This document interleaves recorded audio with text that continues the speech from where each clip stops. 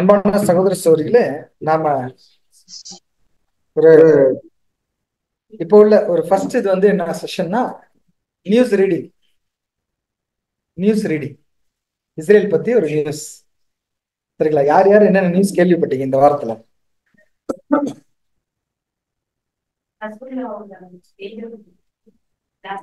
Pager blast ஆயிடுச்சு. Walkie talkie.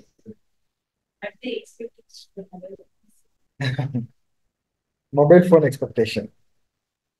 So இஸ்ரேல்ல வந்து என்ன நடந்துட்டு இருக்குது அப்படிங்கறத நம்ம வாட்ச் பண்ணணும். புது சிருஷ்டிகள் நம்ம வந்து முக்கியமா வாட்ச் பண்ணணும். ஏன்னா அடையாளமே அங்கிருந்து தேவைப்படுகிறது நமக்கு. இப்போ வரைக்குமே புது சிருஷ்டிகள் இங்க வாழ்றதுக்கு இல்லைங்களா, ஆகாரம், அவைக்குரிய ஆகாரம் கிடைக்கிறதுக்கு நமக்கு பைபிள் கூட எங்க இருந்தா கொடுத்தாரு. பைபிள் கூட எங்க இருந்தா கொடுத்தாரு. புரஜாதிகள் எல்லாத்தையும் கொடுத்தாரு. கரெக்டா? எல்லாமே யூதர்கள்ட்ட இருந்தா நமக்கு வந்துச்சு. கட்சிப்பு யூதர்கள் தான் வரும். அதுல நம்ம கிளியரா இருக்கும். யோவான் வெளிப்படுத்த யாருதான் எல்லாமே இஸ்ரேல் தான். அதை வச்சுதான் உலகத்துக்கே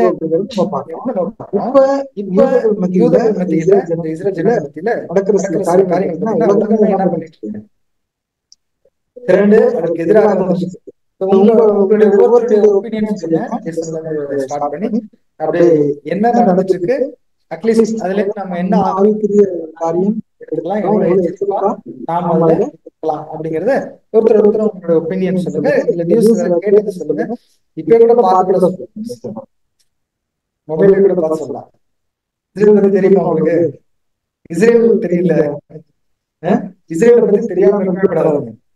ஏன்னா இந்த உலகத்துல ஒரு வாரம் நடந்துச்சு தெரியுமா? ஒரு போர் மிடில் ஈஸ்ட்ல பயங்கரமான ஒரு போர் நடந்துச்சு. யாருக்கும் ஒட்டுமொத்த அரபு கண்ட்ரீஸ்க்கும் ஒட்டுமொத்த இஸ்ரேல் ஜனங்கள் மத்தியிலையும் அந்த கூட்டமா இருக்கிறாங்க இல்லைங்களா, முஸ்லீம் கண்ட்ரிஸ், அவங்களுக்கு மத்தியில ஒரு மிகப்பெரிய போர் போகுது. ஸோ அதை பத்தி நியூஸ் ஏதாவது சொல்லுங்க.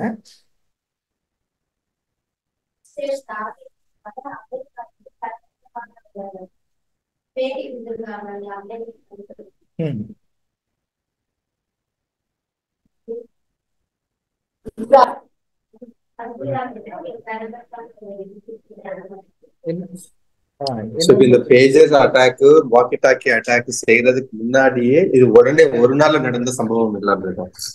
2 வருஷத்துக்கு முன்னாடியே அந்த பிளான் போட்டு ஸ்கெட்ச் போட்டு அதை எக்ஸிக்யூட் பண்ணிருக்கிறாங்க.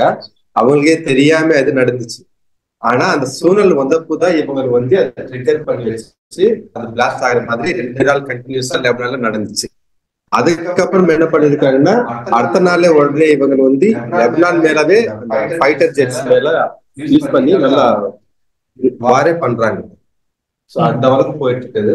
ஈவன் இப்போ ஹிஸ்புல்லா எப்படி ஒரு மீம் போயிட்டு இருக்குதுன்னா சோசியல் மீடியா எல்லாத்துலயும் இவங்க இப்போ ஹிஸ்புல்லா பீப்புள் ஓன்லி இப்போ கம்யூனிகேஷன் செல்போன்ல அவங்க 2022 நிப்பாட்டி இருக்காங்க யூஸ் பண்றது. இப்போ அதனால பழைய மெத்தட்ஸ் சேஃப் அண்ட் செக்யூரா இருக்குது. வாக்கி டாக்கி பேசுற மெத்தட் அப்படி அவங்க யூஸ் பண்ணி ஆரம்பிச்சிருக்காங்க. 2 வருஷம் ஆச்சு. சோ இப்போ அது அவங்களுக்கு முடியாம இருக்குது. என்னன்னா இவங்க டீப்பா அவங்களோட கம்யூனிகேஷன் ஃபுல்லா இவங்க வந்து இன்வால்வ்மெண்ட் இருக்கும். அப்படியே அவங்களுக்கு பயம் இருக்குது. சேம் டைம் ஒரு சாப்பிடறதுக்காகட்டும் மினிமம் டெய்லி என்னென்ன தேவைப்படுமோ அது அவங்க செய்யறதுக்கு அவங்களுக்கு அவ்வளவு பயமா இருக்குது. ஏன்னா எதுக்குள்ள எந்தெந்த மாதிரி உட்கார்றதுக்குன்னா அவங்க பயப்பட வேண்டிய இருக்குது. ஏன்னா அதுக்குள்ள என்னென்ன எப்படி அவங்க வந்து பயன்படுத்திருப்பீங்களோ, ஏன்னா எவ்வளவு உள்ள தெரியாம எவ்வளவு சீக்கிரம் எவ்வளவு இன்டெலிஜென்ஸா அவங்க வந்து காரியங்கள் செஞ்சிருக்காங்களோ அப்படி அவங்க பார்த்துக்கிறாங்க. சோ அப்பேற்பட்ட சூழல் வந்து அவங்களுக்கு அவ்வளவு பயமா இருக்குது. சேம் டைம் ரொம்ப கீழே அவங்களோட ஸ்பை அந்த மொசாத் ரொம்ப பவர்ஃபுல்லா வந்து அதுக்கு வேலை செய்ய ஆரம்பிச்சு. அது இது நம்ம தனியா சொல்ல அவசியம் இல்ல. ஆனா அவங்க மிலிட்டரி சீஃபே வந்து அவங்களோட சோல்ஜர்ஸ் கிட்ட ஒரு இது பேஜஸ்க்கு நடக்கிறதுக்கு முன்னாடியே அவங்களுக்கு ஒரு ஸ்டேட்மெண்ட் கொடுத்துருக்கீங்க. we have to do more capabilities. நம்ம இதுல அந்த கேப் நிறைய இருக்கு நம்ம செய்யறதுக்கு. அது கொஞ்சமா தான் நம்ம இப்ப செஞ்சிட்டோம், செய்ய போறோம். இங்க இருக்குது அப்படி ஒரு குழு மட்டும் அங்க ஹிண்ட் மட்டும் கொடுத்துருக்கீங்க. அந்த ஹிண்ட் கொடுத்த அடுத்த நாளே ஆரம்பிச்சு ரெண்டு ட்ரிகர்ஸ், ஒரு 3000 ஹிஸ்புல்லா பீப்புள் வந்து டெத் ஆயிருக்காங்க. 32 ஹிஸ்புல்லா பீப்புள், ஒரு 3000 கேஜுவாலிட்டிஸ், ஒரு இன்ஜுரிஸ், அவங்க சிவிலியன்ஸ் இருக்கிறாங்க. அதுல அப்படி நடந்துச்சு. வாரும் போயிட்டு இருக்குது. அது என்னோட சரி. இப்போ ஆவிக்குரிய அர்த்தம் சொல்லுங்க பிரதர். நானும் அதான் சொல்ல வந்தேன். இப்போ வந்து ஆமா, இப்ப என்னன்னா இஸ்ரேலோட அந்த ஒரு மொசாத் அவங்களோட இது எப்படி இருக்கு அப்படின்னா, யாராலுமே உலகத்தால யோசிக்க முடியாத அளவுக்கு இவ்வளவு பெரிய ஒரு சின்ன இன்சிடென்ட் அவங்க டிக்ளேர் பண்றாங்க. ஆனா அதுக்கு அவங்க எவ்வளவு வருஷமானா more than 2 years they are working out. அப்ப இன்னைக்கு ஒர்க் பண்றது நாளைக்கு, இன்னைக்கு they are continuously working out. So எனக்கு என்ன பர்சனலா என்ன ஃபீல் பண்றேன் அப்படின்னா, இஸ்ரேல் தேசம் வந்து ஒரு பாதுகாப்பே இல்லாம இவங்கதான் டான் அப்படின்ற மாதிரி ஒரு ஒரு பார்வை வந்து உலகத்துக்கு வரும். இப்ப நம்மளாலே இது உணர முடியுது. இப்ப நம்ம நாட்டுக்குள்ளே எங்க என்ன பண்ணிருப்பாங்க, யார் யார் இருப்பாங்கன்னு தெரியாது. சோ இட் இஸ் லைக் அந்த பவர் ஆயிரும் நம்ம இவ்வளவு நாள் சொல்லிக்கிட்டே இருந்தோம். இப்ப அந்த இதெல்லாம் கேட்கும் போது அது நமக்கு அது உறுதிப்படுற மாதிரி இருக்கு. சோ அந்த இஸ்ரேல் தேசத்தை சுத்தி அவங்க வந்து எல்லாரும் அவங்கள பார்த்து பயப்படுவாங்க. அதனால அவங்களுக்கு எந்த வித பாதுகாப்பும் இல்லாம சோ தே லிவ் வித்அவுட் வால் அப்படின்ற மாதிரி ஒரு ப்ராஃபஸி இருக்கு. அந்த அளவுக்கு அவங்க ஆனதுக்கு அப்புறம் தான் அந்த ஒரு சம்பவங்கள் வரும். அதனால அது it is going on the prophecy ரைட்டா போகுது. அந்த பேஜருக்குள்ள 3 grams எக்ஸ்ப்ளோசிவா போட்டிருக்காங்க. போட்டு பிரதர் சொன்ன மாதிரி 2 வருஷமா ஒண்ணுமே செய்யல. அந்த எக்ஸ்ப்ளோசிவ் அந்த பேட்டரி அந்த பேஜருக்குள்ளேயே இருக்கு. மானிட்டர் பண்ணினே இருக்கிறாங்க. அங்க என்ன நடக்குது என்றால், இஸ்ரேல் மேல இன்னொரு பாம்பு போடணும். ஒரு ஃபுட்பால் ஸ்டேடியம்ல பாம்பு போட்டாங்க. அதனால ஒரு 12 பேர் சின்ன பசங்க தான் மறித்து இருக்கிறாங்க. ஸோ இன்னொரு பாம்பு போடணும் என்று சொல்லி பிளான் பண்ணிருக்கிறாங்க. அதை இவர் மானிட்டரிங் பண்ணும்போது இவர் ப்ரிடிக்ட் பண்ணிருக்கிறாங்க. அது முன்னாடியே தெரிஞ்சு போச்சு. அதனால்தான் இந்த அட்டாக் இது ரைட் டைம் என்று இந்த அட்டாக் பண்ணிருக்கிறாங்க. ஸோ இதற்குடைய ஆவிக்குரிய அர்த்தம் என்ன என்றால், 10 கட்டளைகளில ஒரு கட்டளை இருக்கு. என்ன கட்டளை என்றால், கொலை செய்யாதிருப்பாயாக என்று கட்டளை இருக்கு. நாம வந்து இப்ப கொலை கட்டளை கொடுத்தாச்சு தேவன். இப்ப அதை ஃபாலோ பண்ணினால் என்ன ஆகும்? அவர் வந்து நம்மை அடிச்சிடுவாங்க. ஸோ இது வந்து ஹீப்ரூல நாம் இந்த கட்டளையை பார்த்தால் thou shall not murder என்று வரும். இப்போ மர்டருக்கும் கில்லுக்கும் வித்தியாசம் இருக்கு. மர்டர் என்றால் நாம் ஆலோசனை பண்ணி பிளான் பண்ணி ஏதோ ஒரு சுயநலத்தில ஒரு எந்த பிரயோஜனம் இல்லாமலே ஒருத்தரை கொலை செய்ய கூடாது. ஆனால் நாம் எப்போ கொலை செய்யலாம்? செல்ஃப் டிஃபென்ஸ்ல கொலை செய்யலாம். யாராவது நம்மை அட்டாக் பண்ண வருவாங்க என்று சொன்னா அவரை நாம வந்து அட்டாக் பண்ணலாம். கரெக்டா? ஸோ அதனால்தான் இப்போ அந்த பிரைம் மினிஸ்டர் பெஞ்சமின் நெத்தன்யாஹூ என்ன சொல்றாங்க என்றால், தேவன் நமக்கு 2 கை கொடுத்திருக்கிறாங்க. ஒரு கை நம்ம ஹேண்ட் ஷேக்குக்காக கொடுக்குறோம், இன்னொரு கை பின்னாடி நம்ம கையில கத்தி இருக்கு. உங்களுக்கு எந்த கை வேணும் அதுக்கு இந்த கை நீங்க வாங்கலாம். ஹேண்ட் ஷேக் வேணும் என்றாலும் ஹேண்ட் ஷேக் வாங்கலாம். ஹேண்ட் ஷேக் வேண்டாம் இன்னொரு கையில கத்தி இருக்கு அப்படின்னு சொல்றாங்க. சோ நீங்க ஃப்ரெண்ட்லியா இருந்தால், அந்த சகோதரத்துவம் உங்களுக்கு இருந்தால், இஸ்ரேல் மக்களை அந்த இஸ்ரேல் ஸ்டேட் ஃபுட்டை நீங்க அக்செப்ட் பண்ணினால் எல்லாருமே சந்தோஷமா இருக்கலாம். ஆனா நீங்க நம்ம மேல அட்டாக் பண்றதுக்கு நீங்க ஆலோசித்தாலும் நாம முன்னாடியே உங்களை டெமாலிஷ் பண்ணிடுறோம் அப்படி என்று சொல்றாங்க. சோ இப்ப பிரதர் சொன்ன மாதிரி இஸ்ரேல் வந்து சின்ன ஒரு நாடா இருக்கிறது. அதுக்கு சரௌண்டிங் ஃபுல்லா அந்த முஸ்லிம் கண்ட்ரிஸ். அப்படி என்றால் நாம கூட ஒரு ஆவிக்குரிய இஸ்ரேலா இருக்கிறோம். நமக்கு வந்து உலகமே நமக்கு விரோதமா இருக்குது. பிசாசின் கிரியைகள் இன்னும் அதிகமாக நம்மேல் அங்க வார் பண்ண வருகிறாங்க. ஸோ அதனால நாம என்ன செய்யணும்? ப்ரோஆக்டிவாக நாம் நம்முடைய கேரக்டர் டெவலப்மெண்ட் பண்ணி, ப்ரோஆக்டிவாக நாம் வந்து நம்முடைய ஆயுதங்களை தயார் பண்ணிட்டு நாம தான் அங்கே அட்டாக் பண்ணி நாம் தேவனுடைய சத்திய வார்த்தைகளுக்குள்ள இன்னும் ஆழமாக போகணும் என்று இந்த ஒரு சம்பவத்தின் அர்த்தம். சகோதரர் பேசுறது வந்து ஆவிக்குரிய விதத்துலன்னு ஆரம்பிச்சாரு இல்ல, அதனால மாம்ச கொலை பத்தி பேசல. நல்லா தெளிவா புரிஞ்சுக்கணும். ஆவிக்குரிய அந்த ஸ்பிரிச்சுவல் கில்லிங். இப்ப சாட்டன் வந்து நம்மளை குறிச்சு முன்னாடியே பிளான் பண்றான் இல்லைங்களா? நம்மள எந்த வகையில அட்டாக் பண்ணலாம், ஆளுக்கு தகுந்தாப்புல அட்டாக் பண்ணுவான். சரிங்களா? ஒரு யங்ஸ்டர்ஸ்க்கு என்ன மாதிரி அட்டாக் பண்ணுவான்? ஒரு யூத்ஸ் இருக்காங்கன்னா என்ன மாதிரி அட்டாக் பண்ணுவான்? ஒரு அடல்ட்ஸ் பெரிய ஆளுங்க இருக்காங்க, ஓரளவுக்கு ஃபேமிலியோட இருக்காங்கன்னா என்ன மாதிரி அட்டாக் பண்ணுவான்? ஆளுக்கு தகுந்தாப்புல, சரிங்களா? அந்த ஏஜுக்கு தகுந்த என்ன மாதிரி வரும்? ஓரளவுக்கு ஃபேமிலி இதுல இருக்காங்கன்னா பணம், பொருளாதாரம் கஷ்டம், குடும்ப கஷ்டம், இல்ல குடும்ப பிரச்சனைகள், இந்த மாதிரி வந்து அட்டாக்.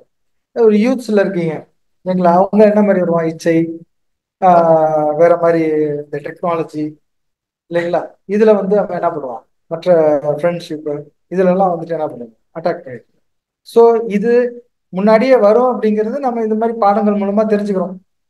கரெக்டா? பைபிள் நமக்கு முன்னாடியே சொல்லிடுச்சு, இந்த மாதிரி இந்த மாதிரிலாம் அட்டாக் பண்ண போறான் சாத்தான். சாத்தானுடைய தந்திரங்கள் உங்களுக்கு அப்படிதான் சொன்னாரு. உங்களுக்கு தெரியாதுன்னு சொல்லவே, உங்களுக்கு தெரியாதுன்னு சொல்லல. சாத்தானுடைய அட்டாக் உங்களுக்கு தெரியாதுன்னு சொல்லல, தெரியாதவைகள் அல்லவே. அப்படின்னா உங்களுக்கு தெரிஞ்சிருக்கு தானே, கரெக்டுங்களா? அப்ப நீங்க முன்னாடியே என்ன பண்ணுங்க, அந்த கேரக்டரை போய் நீங்க ஷீல்டா வச்சு நீங்க அதை காப்பாத்திக்கோங்க, உங்களை காப்பாத்திக்கோங்க அப்படிங்கிற ஒரு விஷயம். ஒரு முஸ்லீம் வந்து அவன் வந்து ஒரு நியூ, அவன் வந்து ஜிஹாத்ங்கிற ஒரு வார்த்தை அர்த்தம் சொல்றான். ஜிஹாத்னா என்னன்னு தெரியுமா? ஆமா, ஒருத்தரை அல்லாவுக்காக, அல்லாவை யாராவது வந்து ஏதாவது சொல்லிட்டாங்களாலோ, இல்ல குரானை எல்லாம் சேர்த்துக்குவாங்க, சொல்லிட்டா அவங்களுக்காக அவங்களை கொல்றது வந்து ஜிஹாத். அவங்களுக்காக உன் உயிர் போனாலும் பரவாயில்ல, நீ அவங்கள கொண்டுடு அப்படிங்கிறது ஜிஹாத். கரெக்டுங்களா? ஸோ இதுதான் வந்து அவங்க ஃபாலோ பண்ணுறது. ஆனா அதுக்கு உண்மையான அர்த்தம் அவன் என்ன சொன்னான்? ஆளை கொல்றது இல்ல, அவனுடைய சிந்தனையை கொள்ளு, அவனுடைய தவறான சிந்தனைய கொள்ளு அப்படிங்கிறது. ஆனா அவங்க என்ன நினைச்சிடறாங்க? அந்த ஆளையே கொல்ல போயிடுறாங்க. புரியுதுங்களா? சோ நமக்கு கூட தேவன் என்ன சொல்றாரு? நான் பாவத்தை வெறுக்கிறேன், பாவிகளை வெறுக்கல, பாவிகளை நேசிக்கிறார். சரிங்களா? ஆனா அந்த பாவி செய்த பாவத்தை தான் என்ன பண்றாரு? அங்க வெறுக்கிறார். அந்த பாவி செய்த பாவம் இல்லாம இருக்கிறதுக்கு அருமையான பிளான் வந்து பூமியில வச்சிருக்காரு. இப்ப நமக்கு அது இருக்கு, கையில பைபிள் கொடுத்துட்டாரு, சரியான சூழ்நிலை கொடுத்துட்டாரு, அதுல நம்ம என்ன பண்ணிக்கிறோம்? காப்பாத்திக்கிறோம். நாளைக்கு உலகத்துல அவங்க அது மாதிரி வரும், வாய்ப்பு வரும். சரிங்க? நாளைக்கு உயிர்த்தெழுதல் நடந்ததுக்கு அப்புறம் ஒருத்தர் வந்து இப்ப இஸ்ரேல் இப்ப சண்டை போட்டுருக்காங்க இல்லைங்களா, இப்போ ஒருத்தர் வந்து கொண்டுட்டாரு. யார? இஸ்ரேல்ல இன்னொருத்தர் வந்து கொண்டுட்டாரு. அவர் உயிர்த்தெழுந்து வருவாரா வரமாட்டாரா? வருவார் இல்லையா? அவர் என்ன கோவத்துல இருந்திருப்பாரு, அப்படின்னு தூக்க போயிட்டாரு. பயங்கரமான இஸ்ரேல் மேல இருக்க கோவத்துல தானே தூக்க போறாரு. சரியா? நாளைக்கு தூங்கிட்டு அப்படியே எந்திரிச்சு வர்றாரு. அதான உயிர்த்தெழுதலுடைய காரியம். சரிங்களா? நாளைக்கு இப்ப ஃபர்ஸ்ட் உயிர்த்தெழுதல் எங்க தான் நடக்கும்? இஸ்ரேல்ல தான் நடக்கும். ரட்சிப்பு எது வழியா தான் ஆரம்பிக்கும்? இஸ்ரேல் வழியா தான் ஆரம்பிக்கும். இஸ்ரேல்ல ஃபர்ஸ்ட் யாரு உயிர்த்தெழுவா?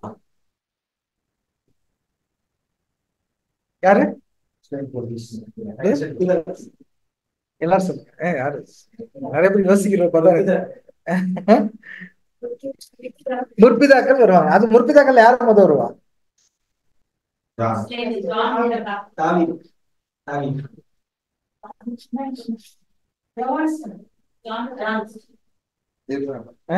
ஆப்ரஹாம், தாவீது, ஆப்ரஹாம், ஜான், யோவான் சொன்னதான்.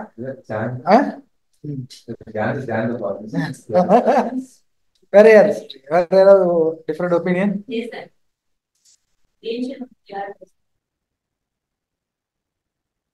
நீ கவனிக்கல? எங்க இருக்க? எங்க இருக்க?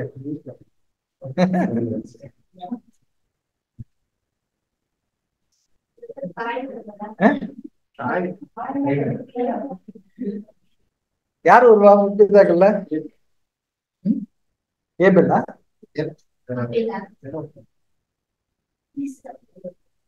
கரெக்டா சொல்லிட்டீங்க. இஸ்ரேல்ல தான் உயிர்த்தெழுதல் ஃபர்ஸ்ட் வரும். இஸ்ரேல்ல தான் ஃபர்ஸ்ட் உயிர்த்தெழுதல் வரும். இல்ல, அந்த உயிர்த்தெழுதல்ல ஃபர்ஸ்ட் முற்பிதாக்கள் தான் வருவாங்க. முற்பிதாக்கள்ல ஃபர்ஸ்ட் யாரு வருவா? நிறைய பேர் டிஃபரெண்ட் ஒப்பீனியன் இருக்கு. யாரு ஃபர்ஸ்ட்? ஒவ்வொருத்தரும் சொன்னதுக்கான காரணம் சொல்லுங்க. நீங்க இருங்க, யோவான் ஸ்நானகன் கடைசியா சொல்லுங்க. ஈசாக்கு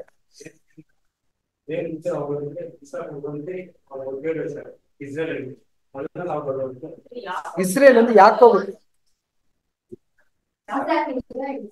நீங்க சொல்ற கணக்குப்படி யாக்கோபு தான் வரும். சரி, இவர் யாக்கோபுன்னு இருக்காரு. பிரதர் ஆபிரகாம் சொன்னாரு. எதனால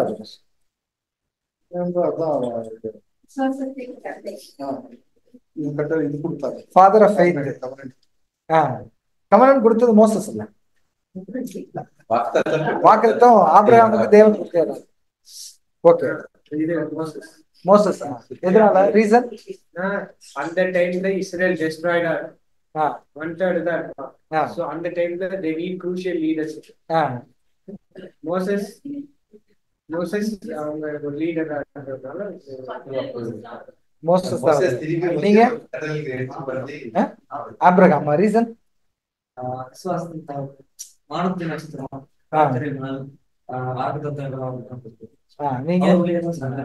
நீங்க தாவீது. சொல்லுங்க, எதனால ரீசன்? ஸ்டார்ட் ஆக ஆரம்பிச்சு போயிட்டு போர்ல போயிட்டு போர்ல இருந்து காப்பாற்றணும் யுத்தம் சொல்றாங்க. ஓகே, நீங்க ஏதாவது சொல்றீங்களா? சிம்சோன் யுத்த வீரன் தான். ஜான் தி பேப்டிஸ்டா நீங்க? சரி, ஜான் நீங்க ஆபேல் ரீசன் சொல்லுங்க.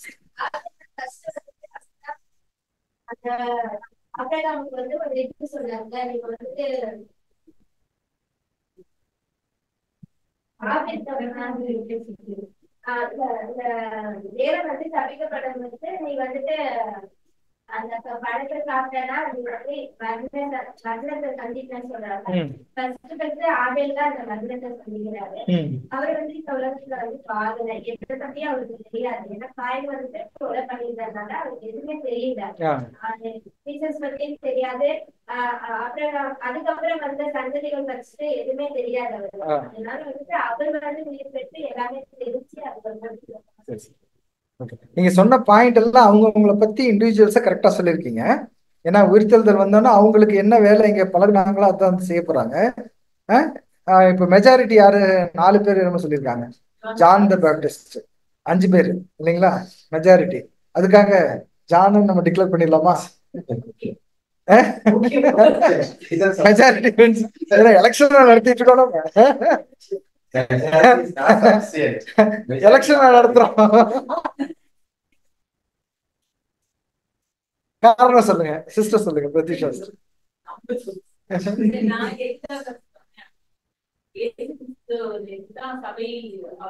ஜாய் சொல்லிட்டோம் ஃபர்ஸ்ட். இல்ல பரவாயில்ல. Yeah, you are trying to say something. சொல்லுமா ரீசன்.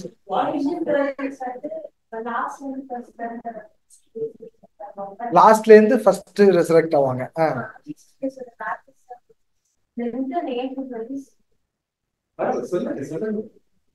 சொல்லுமா சொல்லு. Don't see anyone when you are giving your opinion. Don't see anyone. Right? Finish your opinion.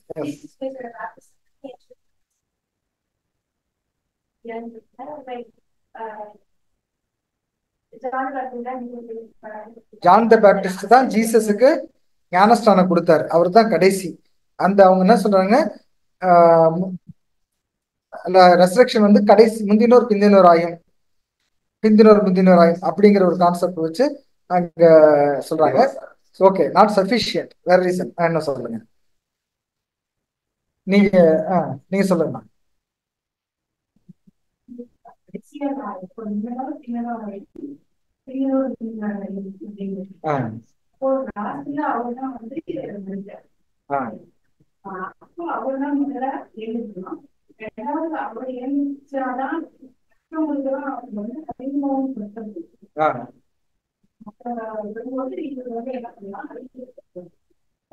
இயேசு கிறிஸ்துவ அறிமுகப்படுத்துற சொல்றீங்களா இல்லையா? ஓகே, வேலிட் பாயிண்ட்ஸ் தான், பட் நாட் சஃபிஷியன்ட். இன்னும் அடுத்து சிஸ்டர் யாரா சொல்றீங்களா? கடைசியா மன்னிச்சவங்க முதலாவது உயிர்த்தெழுவாங்க. அது அடிப்படையில 4 விதமான உயிர்த்தெழுதல்களே அப்படிதான் இருக்கும். உலக ஜனங்களை எடுத்துக்கிட்டோம்னாலும் கடைசி மனுஷவங்க எழுந்துச்சாதான் ஆக அடுத்தவங்களை அவங்க எழுப்புவாங்க அப்படின்னு படிக்கும். அதே மாதிரி இதுல பத்தி சர்ச் கிளாஸ்ல வந்து சொல்லுங்க யாரும் நோட்ஸ் சொல்லுங்க சொல்லுங்க கரெக்ட். கிளாஸ்ல பாத்தீங்கன்னா ஒருத்தர் வந்து மறிச்சிட்டாங்கனாலே அது ரிசர்வேஷன் ஸ்டார்ட் ஆயிடுச்சு. சில பேர் மறிக்காம கூட இருப்பாங்க. இருங்க பேசுறேன் நடையில பேசுறீங்க. சில பேர் வந்து இப்ப மறிக்காம கூட இருந்தா கூட அந்த இதாகும்போது அப்படியே மருத்துவமாவாங்க. அது பார்க்கணும். First class second class. இது வந்து தேர்ட் அண்ட் ஃபோர்த் கிளாஸ் வந்து ரிவர்ஸ்ல தான் இருக்கும்.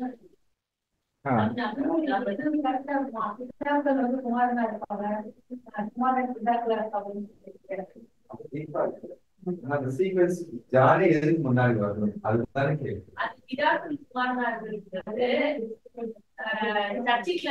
சரி ஓகே ரைட் அடுத்து சிஸ்டர் நீங்க எஸ் நீங்க சொல்லுங்க.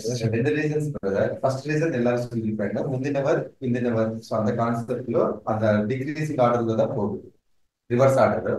ரெண்டாவது வந்து ஜான் கிட்ட ஞானஸ்தானம் பெற்றதுக்கு இயேசு கிறிஸ்து வரப்போ அவங்க சொல்றாங்க இல்ல இப்போதைக்கு தேவனோட நீதியை வந்து நம்ம நிறைவேற்றணும், சோ அதனால நீங்க தான் எனக்கு ஞானஸ்தானம் எடுக்கணும். ஆனா இவங்களோட ஆசை என்ன, சபைக்கு வர்றதுக்காக தானே இயேசு கிறிஸ்து மூலமா தான் அவங்க வந்து சபைக்கு வரணும் அப்படியோட எண்ணமும் இருக்கிறாங்க. ஆனா இல்ல சோ இது கடைசி நீங்க தான், நீங்க இது இடம் கொடுங்க அப்படி சொன்னதுனால சோ அவங்க ரொம்ப பெரிய சாக்ரிஃபைஸ் வந்து அங்கே பண்றாங்க. ஏன்னா அவங்க நினைச்சிட்டு இருந்தா அவங்க சர்ச் கிளாஸ்க்கு வர்றதுக்கும் வாய்ப்பு இருக்கு. அது இன்னொரு ரீசனும்.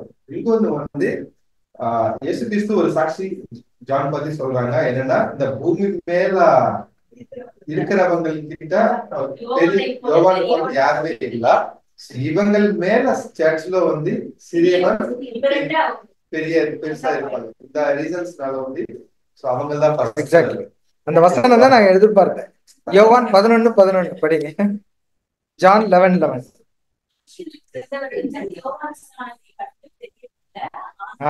ஸ்திரீகளிடத்திலே பிறந்தவர்களில் யோவான் ஸ்நானகனை பார்க்கிலும் பெரிய ஒருவனும் எழும்பினது இல்லை. கரெக்டுங்களா? ஆகிலும் பரலோக ராஜ்யத்தில் சிறியவனாய் இருக்கிறவன் அவனிலும் பெரியவனாய் இருக்கிறான் என்று உங்களுக்கு மெய்யாகவே சொல்லுகிறேன். இதுதான் வசனம். ஜீசஸோடைய மவுத் வேர்டு. கரெக்டா? ஜீசஸோடைய மவுத் வேர்டு என்ன அப்படின்னா, பரலோகத்துல போறதுல சிறியவன்னா யாரா இருக்கும்? அதாவது சபை வாய்ப்புல போறதுல சிறியவன்னா யாரா இருக்கும்? 1,44,000 கரெக்டா? கடைசி சபை அங்கம் அதுதான் வந்து சிறியவனா. கரெக்டுங்களா? அப்ப அது முடிச்சோடனே உயிர்த்தெழுதல் ஸ்டார்ட் ஆகும் இல்லைங்களா? அவருடைய உயிர்த்தெழுதல் முடிச்சோட 1,44,000 அப்படிங்கிறது உயிர்த்தெழுதலுடைய கடைசி. கரெக்ட்ல? எந்த இதுல ஆசீர்வாதத்துல ஆபிரகாமுக்கு கொடுத்த ஆசீர்வாதம், வானத்து நட்சத்திரத்தை போல ஆசீர்வாதத்துல அதுக்கப்புறம் என்ன ஆசீர்வாதம் ஸ்டார்ட் ஆகணும்? பூமிக்குரிய ஆசீர்வாதம் ஸ்டார்ட் ஆகும். பூமி கடற்கரை மணலுக்கான ஸ்டார்ட் ஆகணும். அதுல ஃபர்ஸ்ட் வரப்போறவர் தான் பெரியவரா இருப்பாரு. ஸ்திரீகளிடத்தில் பிறந்தவர்னா மாம்சத்துல இந்த பூமியில பிறந்தவங்க. அதுல ஃபர்ஸ்ட் வரவங்க தானே பெரியவங்களா இருப்பாங்க. கரெக்டா?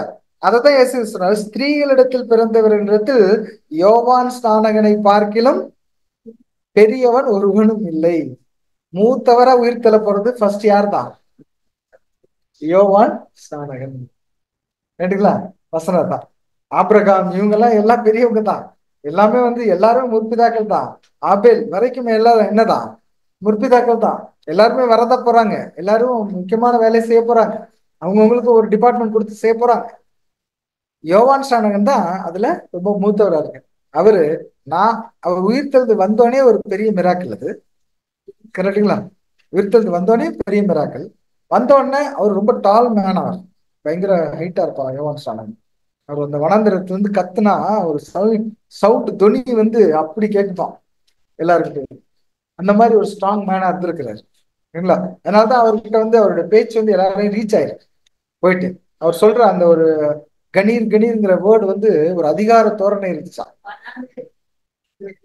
சத்தம் வனாந்திரத்தில் கூப்பிடுகிறவனுடைய சத்தம். இப்ப பூமி எப்படி இருக்கும்னா உயிர்த்தெழுந்து வந்தோன்னு அவர் தான் ஃபர்ஸ்ட் வந்தாருன்னா, கரெக்டுங்களா, எல்லாத்துக்கும் சாட்சி அவர் தான் சொல்லுவார். இந்த மாதிரி ஒருத்தரும் அதுக்கப்புறம் என்ன பண்ணுவாங்க, உயிர்த்தெழுந்து வருவாங்க. ஃபர்ஸ்ட் முற்பிதாக்கள் எல்லாம் வந்துருவாங்க. உயிர்த்தெழுதல் எங்க ஸ்டார்ட் ஆயிருக்கும், இஸ்ரேல்ல ஸ்டார்ட் ஆயிருக்கு. அதுக்கப்புறம் இஸ்ரேல் ஜனங்கள்ல நல்லவங்க எல்லாம் இருக்காங்க இல்லையா, அந்த வரிசைப்படி அது எப்படின்னு தெரியாது, வரிசைப்படி அங்கேயே என்ன ஆயிடுவாங்க, ஒவ்வொரு இஸ்ரேலனும் என்ன பண்ணுவாங்க, வாலண்டியர் பண்ணுவாங்க உலகத்தை ரட்சிக்கிறதுக்கு, உலகத்தை மீட்கிறது. அந்த டைம்ல எப்படியெல்லாம் இருக்கும் அந்த அலைவகையில நம்ம பார்த்தோம்னா ஒரு ஊர்ல நடந்துட்டு இருக்கோம், கரெக்டுங்களா. ஒரு ஊர்ல என்ன ஆயிட்டு இருக்கோம், அந்த எக்ஸிஸ்டிங்ல சண்டையெல்லாம் போட்டு பஞ்சமாயி பயங்கர இதாகி கொஞ்சம் பேர் கூட என்ன பண்ணிட்டு இருப்பாங்க, இருப்பாங்களா. அங்கேயும் உயிர்த்தெழுதல் ஸ்டார்ட் ஆகணும் அப்படின்னா ஃபர்ஸ்ட் இங்கே ஸ்டார்ட் ஆகிருந்ததா இருக்கும். அவங்க என்ன பண்ணுவாங்க, அங்க போய் ஒருத்தவங்களையும் பார்த்து பேசி அங்க சரி பண்றாங்க. அப்ப இப்ப ஹமாஸ்ல இருந்து ஒரு தீவிரவாதி, இப்ப அதுதான் பாயிண்ட் வரேன், சுத்தி வந்தாலும் பாயிண்ட் வந்துடுறேன். அந்த ஹமாஸ்ல இருந்து ஹமாஸ் இல்லாட்டி ஹெஸ்புல்லால இருந்து ஒருத்தர் வந்து இப்ப இறந்துட்டாரு. இறந்த அந்த ஒரு தீவிரவாதி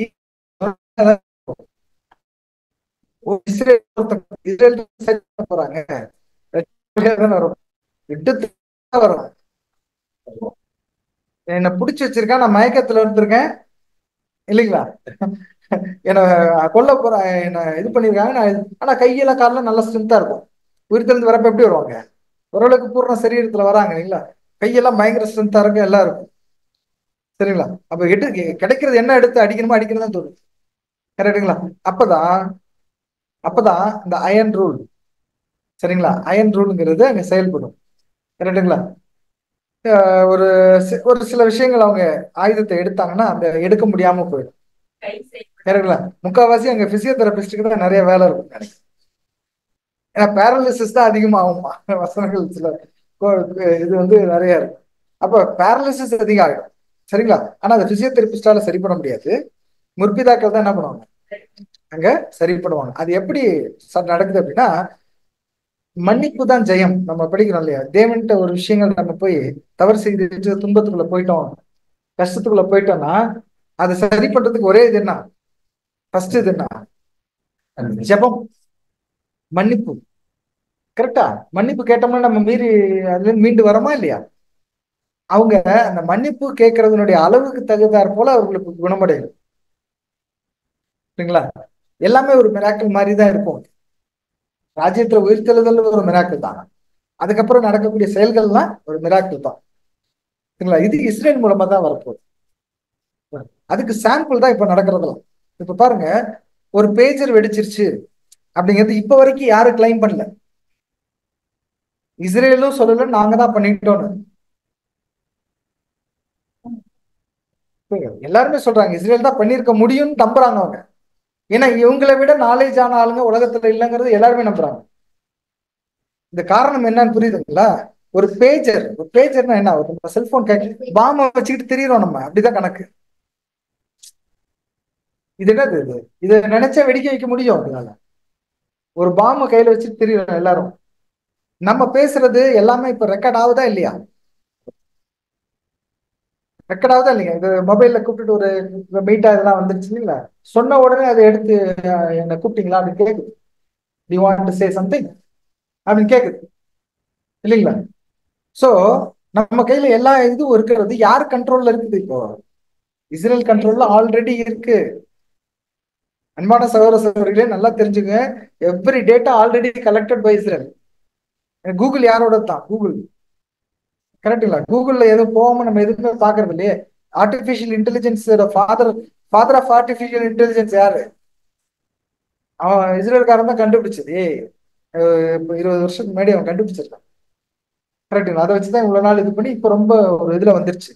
ஸோ எல்லா டேட்டாவும் கலெக்ட் பண்றதுக்கு தான் அந்த ஆர்டிபிஷியல் இன்டெலிஜென்ஸ் ஆல்ரெடி கலெக்ட் பண்ணி முடிச்சுட்டு அவங்க மிலிட்ரிக்கெல்லாம் யூஸ் பண்ணிட்டு, ஃபர்ஸ்ட் ஒரு பொருள் புதுசா ஒரு ஆயுதம் கண்டுபிடிக்கிறாங்கன்னா எங்க தான் யூஸ் பண்ணுவாங்க, பட்ஜெட் அங்கதான், ஒரு கண்ட்ரி அலாட்மெண்ட் மிலிட்ரியில தான் யூஸ் பண்ணுவாங்க.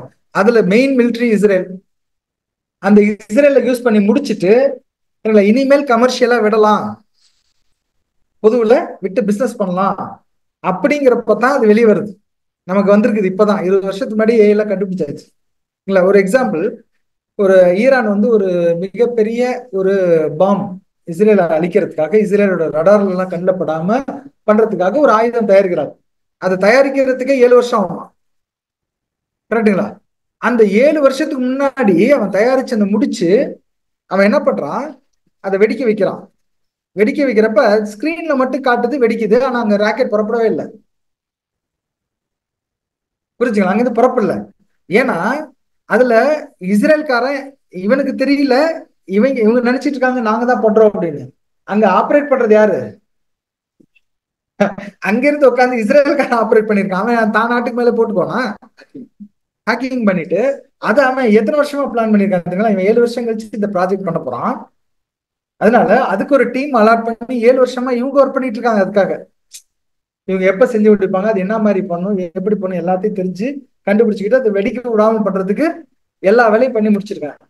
அது மாதிரி இப்போ அது மாதிரி நிறைய சம்பவங்கள் நடந்துட்டதுனால இப்போ எது வித்தியாசமா நடந்தாலும் இந்த மொபைல் வெடிச்சுதுன்னா ஒரு ஆச்சரியம் தானே, அதனால சாவுறாங்கன்னா ஒரு ஆச்சரியம் தானே.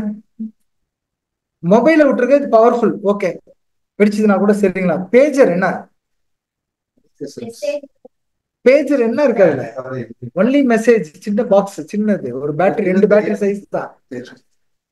இவங்களுக்கு எல்லாம் உங்களுக்கு தெரியுமா? பேஜர்ல கேள்விப்பட்டிருக்கீங்களா? நீங்க பிறக்கிறதுக்கு முன்னாடி அதான் இருந்துச்சு எங்கள்கிட்ட எல்லாம். ஆமா, நாங்களாம் ஒரு பேஜர் வச்சுட்டு தெரியும்.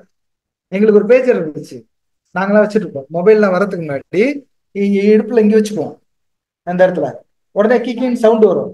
அதை எடுத்து பார்த்தோம்னா மெசேஜ் வந்திருக்கும், இங்க வாங்க, இந்த இதுக்கு போங்க அப்படிங்கிற மெசேஜ். அதுக்கப்புறம் தான் செல்போன் வந்துச்சு. அதுக்கு முன்னாடி வாக்கி டாக்கி, அதுக்கு முன்னாடி வாக்கி டாக்கின்னா தெரியுமா? அது தெரியும் எல்லாருக்கும், போலீஸ் கூட வச்சுட்டு இருக்காங்க. அது இருந்துச்சு. பேஜ் இருந்தது, டிஸ்பிளேவோட வந்துச்சு. அது ஒண்ணுமே கிடையாது, அது சரிங்களா, ஒண்ணுமே கிடையாது. அதை வந்து இத்தனை வருஷம் கழிச்சு அவங்க என்ன பண்றாங்க, ஏன்னா அதை தான் ஹேக் பண்ண முடியாது, அதை தான் இது. ஆனா பேஜர் கண்டுபிடிச்சது அவன் தான், இஸ்ரேல் தான். அதை ஒண்ணும் பண்ண முடியாதுன்ட்டு அவங்க என்ன பண்ணாங்க, 2 வருஷம் 3 வருஷத்துக்கு முன்னாடியே வாங்கியிருக்காங்க. தெரியாதுல்ல. ஆனா ஒரு ஆச்சரியம் என்னன்னா, அது கண்டுபிடிச்சது ஒரு யூசர் தான். அந்த ஹிஸ்புல்லா இவங்களுக்கு அகைன்ஸ்ட் யூட்டிலைஸ் பண்றதுக்கு அந்த பேஜரை யூஸ் பண்றாங்க. ஆமா, பாருங்க எவ்வளவு ஆச்சரியம். அது தெரியும், அதுதான் ட்ராக் பண்ண முடியாது அப்படின்னு நினைச்சிட்டு இருந்திருக்காங்க. ஆனா இவங்க பேசுறதெல்லாம் 2 வருஷத்துக்கு முன்னாடி அவங்க வித்துறதுல இருந்தே என்ன பண்ணிட்டு இருக்கான், ட்ராக் பண்ணிடுறாங்க. ஆனா இன்னொரு ஆச்சரியம் என்ன அப்படின்னா, இன்னொரு இப்ப வரைக்கும் யாருமே கிளைம் பண்ணல, இஸ்ரேல்லே சொல்ல நாங்க தான் பண்ணணும்னு சொல்லல. இதுதான் பேஜர், இவ்வளவுதாங்க. பாத்துருக்கீங்களா? இவ்வளவுதான். இது கூட 4 ஸ்கிரீன் இருக்கு. இது கொஞ்சம் அட்வான்ஸ். 2 தான் இருக்கும், 2 டிஸ்பிளே தான். மொபைல் நாங்க அந்த டைம்ல மொபைல், அதுக்கப்புறம் அந்த பேஜரோடைய அந்த டிஸ்பிளே மட்டும் ஒரு மொபைல்ல வைப்பாங்க. இவ்வளவு பெரிய ஸ்கிரீன் இருக்கும், பட்டன் இருக்கும் பெருசா. 2 தான். ஒரு நம்பர் மட்டும் தான், ஒரு நம்பர் கால் பண்ண, டயல் பண்ண ஒரு நம்பர், அடுத்த நம்பர், அவ்வளவுதான் தெரியும். வேற எதுவுமே தெரியாது. அது ஓடும், அப்படியே ஸ்க்ரோல் ஆகிட்டே இருக்கும். எல்இடி இதுல எல்லாம் ஓடுதுங்களா, ரயில்வே ஸ்டேஷன்ல ஓடுதுல, ஸ்க்ரோல் ஆகுதுல்ல, அந்த ஸ்க்ரோல் ஆகிட்டே இருக்கும். நாங்க படிச்சுக்கணும், அப்போ யூஸ் பண்ணிட்டு இருக்கோம்.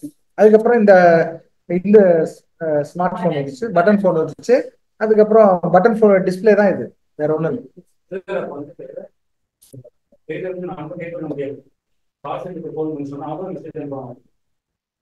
ஆமா, இல்ல இதுல டைப் பண்றது இருந்துச்சு ஒரு, அதுக்கப்புறம் வந்துச்சு, நம்மளுக்கு டைப் பண்ணலாம். அதுக்கு முன்னாடி ட்ரங்க் கால் அந்த மாதிரிலாம் இருந்துச்சு. இவங்க என்ன பண்ணிருக்காங்கன்னு பாத்தீங்கன்னா, அந்த பேஜரை ஹேக் பண்ணாங்களா என்னன்னு இது வரைக்கும் ஒத்துக்கல.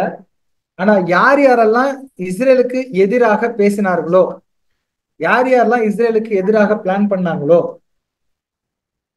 ரொம்ப க்ளோஸ்ன்னு சொல்லிட்டு இருந்தவங்ககிட்டயும் அது இருந்திருக்கு. இத வந்து அந்த இடமெல்லாம் வெடிச்சிருக்கு, அந்தந்த இது மட்டும். அதாவது பேஜர் வந்து அங்க 1 லட்சம் பேஜர் வச்சிருக்காங்க, நிறைய 5 லட்சம் பேஜர் வச்சிருக்காங்க. ஆனா இங்க டார்கெட் வந்து வெறும் 3000 பேஜர் தான்.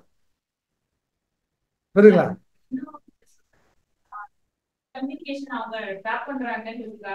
அது பண்ணிருக்காங்க. எஸ். ஆனா எப்படியெல்லாம் நடந்திருக்கலாம், எப்படி அதுல பாம் வச்சிருக்கலாம்னு அனுமானம் தான் சொல்லிட்டு இருக்காங்களே தவிர, இது வரைக்கும் வந்து அசம்ஷன் தான் போயிட்டு இருக்கு. இது வரைக்கும் இஸ்ரேலும் டிக்ளேர் பண்ணல, அவங்களும் கண்டுபிடிச்சு முடிக்கல. ஆனா அதான் பண்ண முடியுங்கிறத ஒத்துக்கிறாங்க. இது வேற யாரும் பண்ணுங்க அப்படின்னா ஒண்ணு அவங்க அக்ரி பண்ணிக்கிறாங்க இஸ்ரேல் நாலேஜ், இஸ்ரேல் கிட்ட தான் எல்லா இதுவும் இருக்குது, பவரும் இருக்குது அப்படிங்கிறத ஒத்துக்கிறாங்க. இப்ப எல்லாருமே இப்போ ஒரு 14 பேரை நேர்த்தி கொண்டிருக்காங்க. இந்த பேஜர் சம்பவமும் இந்த இதுவும் முடிஞ்சதுக்கு அப்புறம் வாக்கி டாக்கி வெடிச்சிருச்சு இல்லையா, ஒரு 14 மெம்பர்ஸை கொண்டிருக்காங்க. 14 மெம்பர்ஸும் எல்லாமே கமாண்டர்ஸ். அந்த அடுத்த பிளான் பண்றாங்க, இவங்களால கம்யூனிகேட் பண்ண முடியல இப்ப, அதனால ஒன்னா சேர்த்து பண்ணலாம், ஒரு இடத்துல வாங்க அப்படின்னு சொல்லி ஒரு பெரிய கட்டடத்துக்கு கீழே போய் என்ன பண்ணிருக்காங்க, பேசியிருக்காங்க. அவங்கள்ட்ட எந்த ஆயுதமும் இல்லை, எந்த டெவிஸும் இல்லை. இப்போ எங்க அவங்க பேசிக்கிறது யாராலையும் கண்டுபிடிக்க முடியாது, கரெக்டுங்களா? ஆனா கரெக்டா அங்க பாம்பு போட்டு விழுந்து அந்த 14 பேர் செத்துட்டாங்க. அவங்களுக்கு பயந்துட்டாங்க, இப்ப பயந்துட்டு இருக்காங்க. எப்படி இது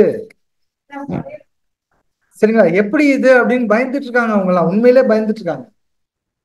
ஏன்னா எந்த மொபைல் இல்ல, இப்ப கம்யூனிகேஷன் டிவைஸ் இல்ல, எதையும் யூஸ் பண்ணானப்பா வாங்கப்பா வாங்கப்பா குழந்தைங்களை வச்சு அந்த ஆளுகிட்ட போய் நீ சொல்லி இந்த இடத்துக்கு வர சொல்லு, குழந்தைங்களை வச்சு அனுப்பிச்சிருக்காங்க. சரிங்களா, அப்படி சொல்லி அனுப்பிச்சு எல்லாத்தையும் கேதர் பண்ணிருக்காங்க. ஒரு இடத்துல 14 பேர் காலி. இப்ப நியூஸ், சரிங்களா, நேத்து நியூஸ்.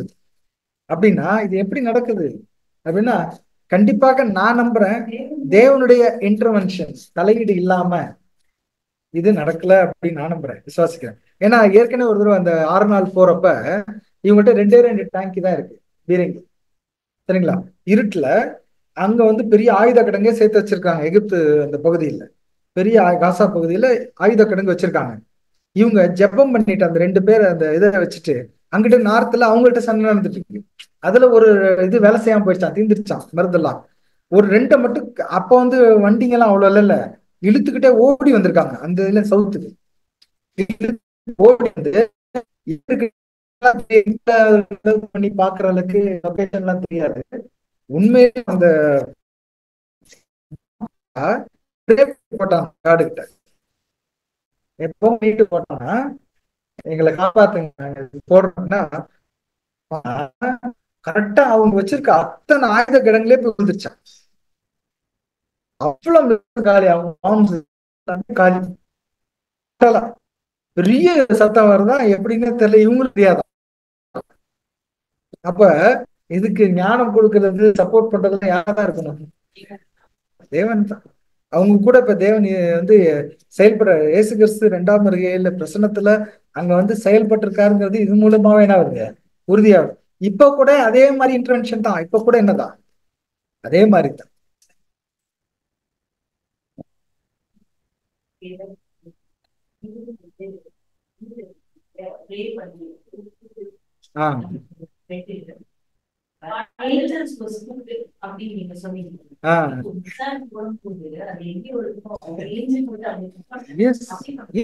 கண்டிப்பா இப்படித்தான் இருக்கணும், அப்படித்தான் நடக்கும். ஏன்னா இவ்வளவு அக்யூரேட்டா வந்து ஒரு 14 பேர் இப்ப போய் கூடியிருக்காங்க. அது பில்டிங், ஒரு அது ஒரு குழந்தைங்க கூட செத்தாங்க. அது வெடிச்ச ஆமா, தூதர்கள் அவங்களுக்கு கொடுக்கறது எல்லாமே பிராக்டிக்கலா இயல்பா நடக்குது, சரிங்களா. சோ தேவனுடைய தலையிட ஒரு தீவிரவாதியே சொன்னான், ஒரு ரொம்ப பெரிய சயின்டிஸ்ட், ஒரு தீவிரவாதி ஒரு பாம்பு வந்து ரெடி பண்ணி பெருசா மிசைல், அது வந்து அந்த அயன் டோமால கூட என்ன பண்ண முடியாது, தடுக்க முடியாது. அந்த மாதிரி ஒரு மிசைல் ஒரு 10 வருஷத்துக்கு முன்னாடி விட்டுருக்காங்க. 10 வருஷம் இருக்கும்னு நினைக்கிறேன். விட்டா அது வந்து அவங்க போட்ட டைரக்ஷன்ல கரெக்டா போகணுமா. ஆனா அது அந்த குறிப்பிட்ட எல்லைக்கு மேல அது ஓட முடியாது, மருந்து தீந்துரும், எல்லாம் பண்ணிடும், சரிங்களா. எல்லாமே தீந்துரும், மருந்து தீந்துரும், எல்லாம் பண்ணிடும், அவ்வளவுதான். அது அங்கதான் விழுந்தாகணும், இஸ்ரேல தாண்டி போவாது. ஆனா ஒரு காத்து வந்து தள்ளிட்டு போய் கடல்ல போய் போட்டுச்சு. ரீசெண்டா ஒரு ஃபியூ இயர்ஸ் பேக் அந்த நியூஸ்ல அவன் ஒத்துக்கிட்டான், இல்ல இது அவங்க காடு வந்து அவங்களுக்கு இல்லாட்டி இந்த பாம்பு வந்துச்சுன்னா கண்டிப்பா அது இதாயிருக்கும், அப்படிதான் நாங்க ஏற்படுத்தோம். ஒரு காத்து வந்துச்சு மேல, அது வந்து தள்ளி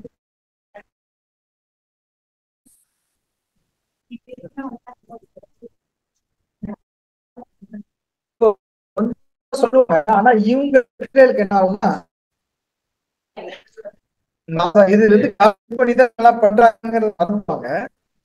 மறந்து நாங்க தான்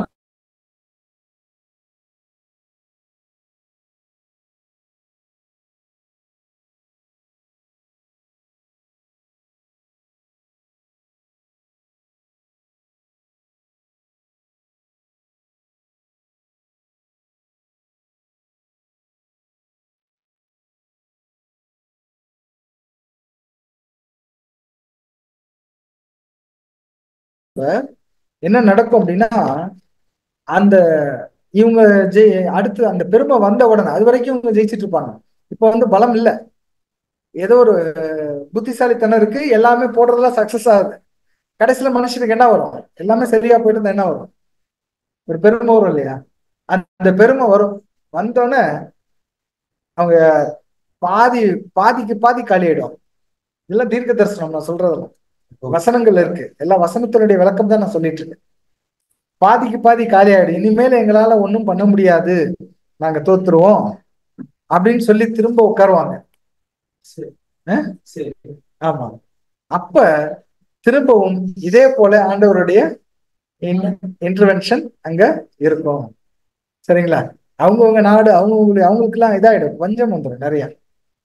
கடைசியில வந்து அவங்க கண்டிப்பா யாரதான் தேடி வந்தாகணும்? இஸ்ரேலை ஏத்துக்கிட்டா மட்டும்தான், இஸ்ரேலை அங்கீகரிச்சா மட்டும்தான் அவங்களுக்கு மழை பெய்யும். வசனம் இருக்கு, மழை பெய்ய பண்ணதில்லை அப்படிங்கிறது. மழைன்னா என்ன?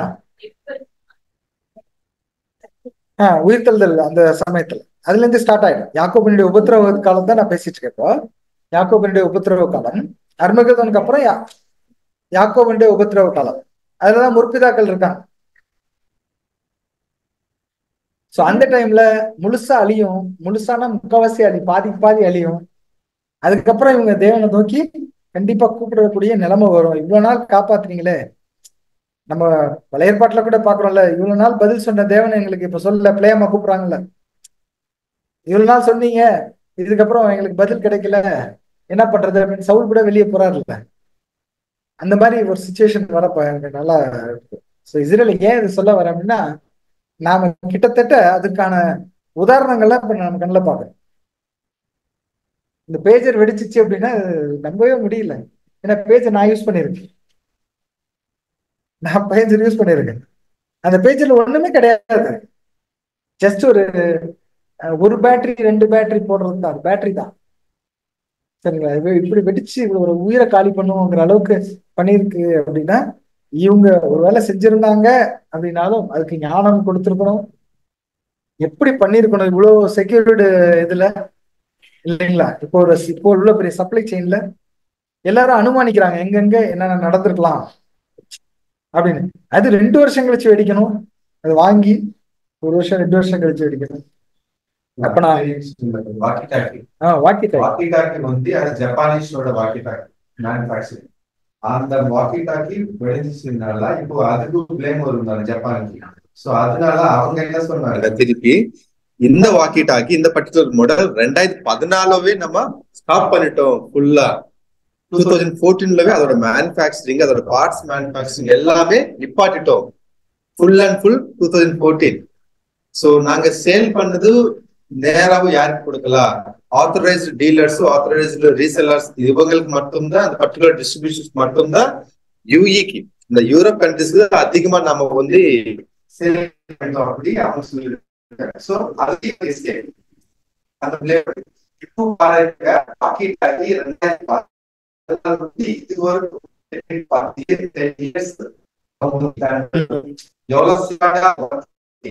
கொண்டு வந்து அந்த பேட்டரி எல்லாமே அந்த எக்ஸ்ப்ளோசர் வச்சு அது ப்ராப்பரா வந்து ரைட் டைம்ல அவங்க எப்போ வேணும் அந்த டைம்ல அது வேலை செய்யற மாதிரி பிளாஸ்ட் பண்ற மாதிரி பண்ணிருக்காங்கன்னா பாருங்க.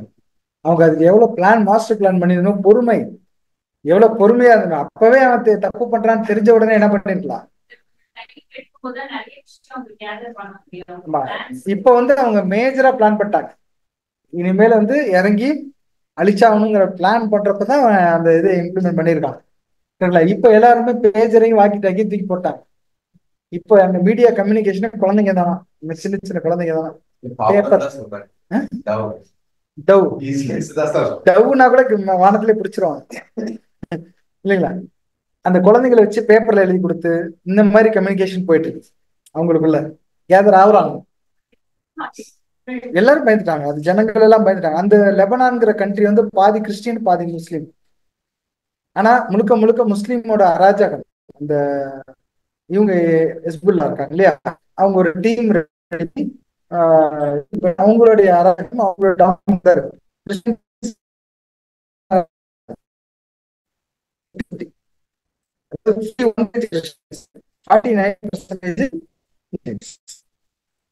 இந்த இவங்க வந்து இந்த ஹிஸ்புல்லா அப்படிங்கிற ஒரு அமைப்பு வச்சுதான் எல்லாம் பண்ணிருக்காங்க.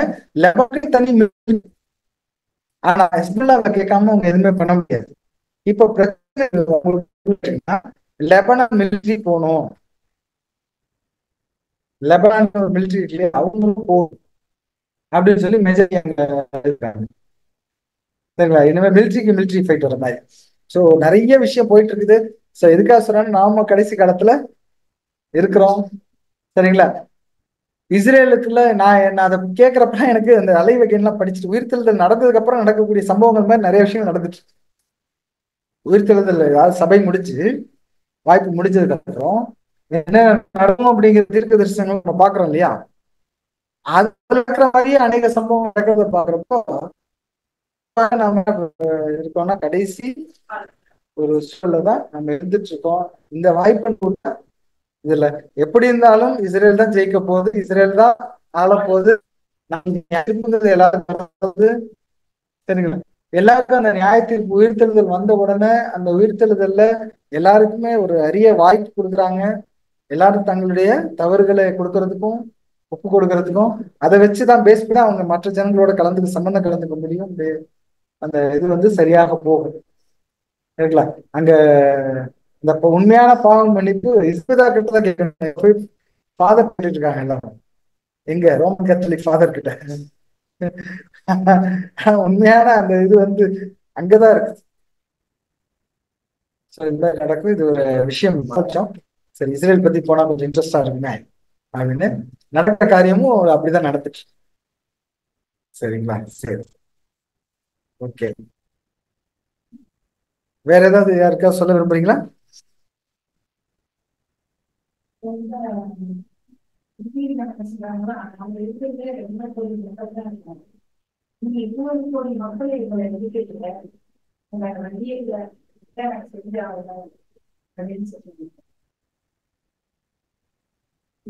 ஆமா, இஸ்ரேல் வந்து தன்னை காப்பாத்திக்கிறதுக்காக அவங்க எந்த நிலைக்கு போய் தான் ஆகணும் இல்லைங்களா. இந்த ஒரு இடையில நினைச்சு இல்லையா ஒரு பிரச்சனை, அக்டோபர் 7 இப்ப அடுத்த வருஷம் ஆக போகுது. அக்டோபர் 7 அவங்க வந்து இவ்வளவு பெரிய இஸ்ரேல் எதிர்பார்த்தாங்கன்னா எப்படி எதிர்பார்த்தாங்கன்னா குண்டு மேல ஃபயர் பண்ணுவாங்க, மேல அடிச்சிடலாம், அதுக்கெல்லாம் ரெடியா இருக்கும். ஆனா எப்படி வந்துட்டாங்க, அந்த வச்சுட்டு ஜனங்களை எப்படி அனுப்பிச்சிட்டாங்க.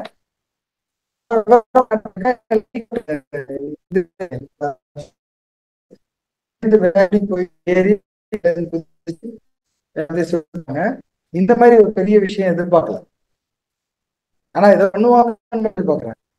உங்களுக்கு தெரியுங்களா, 1948 தானே சோ வாங்கிச்சு. அப்ப இல்ல முதல் போர் வந்துச்சு. அன்னையில இருந்து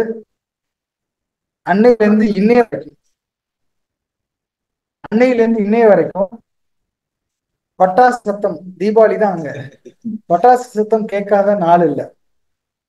சும்மா வீட்டுல குடிசை தொழில் மாதிரி பாம்பு பண்ணுவாங்க, வீட்டுல பாம்பு பண்ணி டக்குன்னு இஸ்ரேலுக்கு அனுப்பிச்சு விட்டுருவாங்க.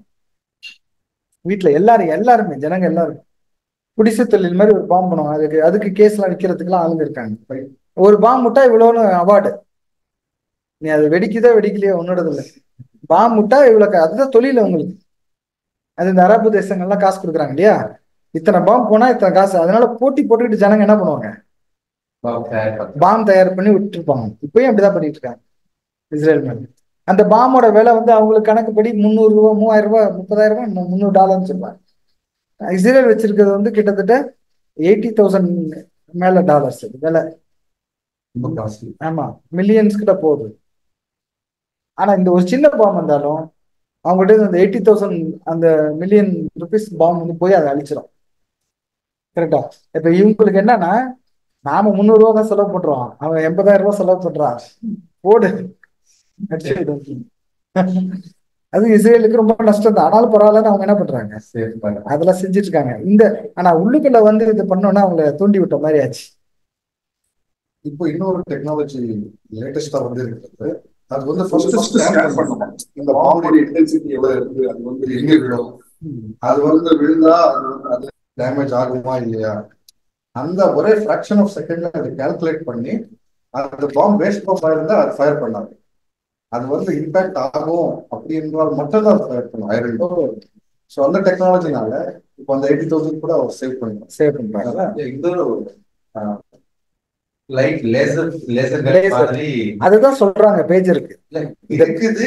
பட் ஆனா அவங்க வந்து இன்ட்ரெஸ்ட் பண்ணலாம். தெர்மல் அதுதான் இந்த பேஜருடைய வெடிச்சதுக்கு காரணம்.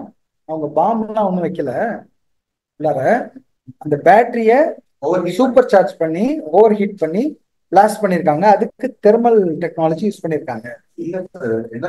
ஃபிளைட் மேல போச்சாங்க. ஓகே, அந்த டைம்ல ஃபிளைட் மேல போயிட்டு ஃபிளைட்ல இருந்து அந்த தெர்மல் பவரை கொடுத்ததுனால அந்தந்த கோடு வச்சிருப்பாங்க இல்லையா, ஒவ்வொரு இதுக்கும் ஐபி அட்ரஸ் இருக்கு இல்லையா, யார் யாரும் முன்னாடி செலக்ட் பண்ணிட்டாங்க, இவங்கெல்லாம் இஸ்ரேலுக்கு அகேன்ஸ்டா பேசிட்டு இருக்காங்க அப்படின்னு சொல்லி செலக்ட் பண்ணிட்டாங்க. செலக்ட் பண்ணிட்டு அந்த இது மட்டும் பண்ணிருக்கலாம் அப்படிங்கிற அது ஒரு ஸ்டடி போகுது. அப்படின்னா மெஜாரிட்டி பேஜஸ் பிளாஸ்ட் ஆயிருக்கு. இல்ல அது தெர்மல்னா நேரா போய் அடிக்கிற ஒரு பிளாஸ்ட் மாதிரி கிடையாது. வித் ரெஸ்பெக்ட் ஐபி அட்ரஸ் எங்கேயோ ஒரு ஆப்ஷன் சொல்றாங்கன்னா, நார்மலா பேஜர் அப்படின்னா ஒரு கப்பல் ஆஃப் மினிட்ஸ் தான் அந்த மெசேஜ் வந்து வந்தோட டீப் ஒரு சவுண்ட் வரும். அந்த சவுண்ட் வந்தா அந்த பேட்டரி எல்லா ஹீட் தான் ஜெனரேட் பண்ண முடியும். ஆனா இவங்க வந்து ஒரே தடவை அந்த பர்டிகுலர் நம்பர்ஸ்க்கு like n number of messages default அனுப்பியிருக்காங்க. Particular cell pager identity number டிஃபால்ட்டா போனப்போ அந்த சத்தம் கேட்டுட்டே வரும், சத்தம். சோ அங்க இருக்கிற ஆல்ரெடி அந்த எக்ஸ்ப்ளோசிவ் வந்து அதுக்கு ஒரு ஹீட் தேவைப்படும். பட் அந்த ஹீட் எங்க இருந்து வரணும், அந்த பேட்டரி தான் ஜெனரேட் ஆகும். அந்த பேட்டரி எப்போ ஓவர் ஹீட் ஆகும், நம்மவே பார்த்த மொபைல் ஓவர் யூசேஜ் பண்ணா இல்ல தவறான சார்ஜ் எடுத்து நம்ம சார்ஜ் பண்ண என்ன ஆகும், ஹீட் ஆகும். சில டைம்ல அது பிளாஸ்ட் ஆயிடுச்சு நம்ம கேள்விப்பட்டு வரும். சோ அந்த மெத்தட்ல வந்து அந்த எக்ஸ்ப்ளோஸ் ஆகுறதுக்கு இந்த பேட்டரி ஓவர் ஹீட் பண்றதுக்கு அந்த கண்டினியூஸ் மெசேஜஸ் அந்த பர்டிகுலர் டிவைசஸ்க்கு போட்டிருக்காங்க. ஸோ அதுல ஓவர் ஹீட் ஆயிடுச்சு அந்த பேட்டரி. ஸோ ஓவர் ஹீட் ஆனா அதோட ஹீட் வந்து அந்த எக்ஸ்ப்ளோசருக்கு ஆயிட்டு ஸ்பாட்ல பிளாஸ்ட் ஆயிடுச்சு.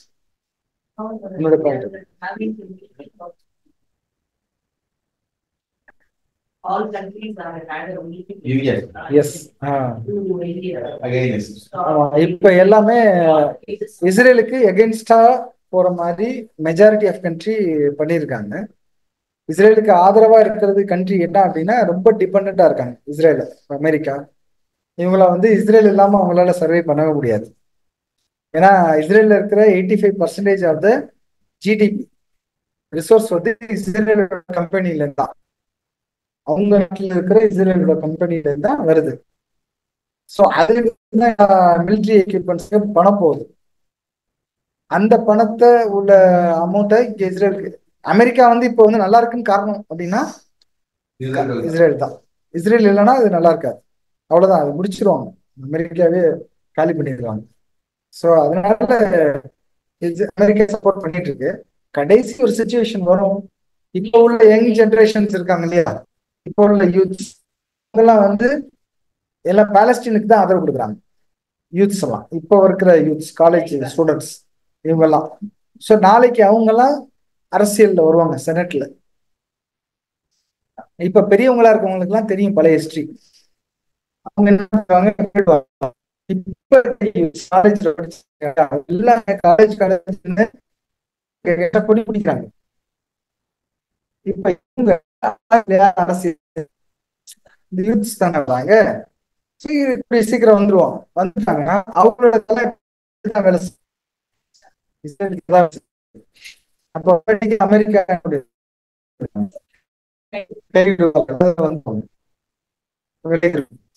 விலகிட்டா ஆட்டோமேட்டிக்கா தனியா நிற்காங்க.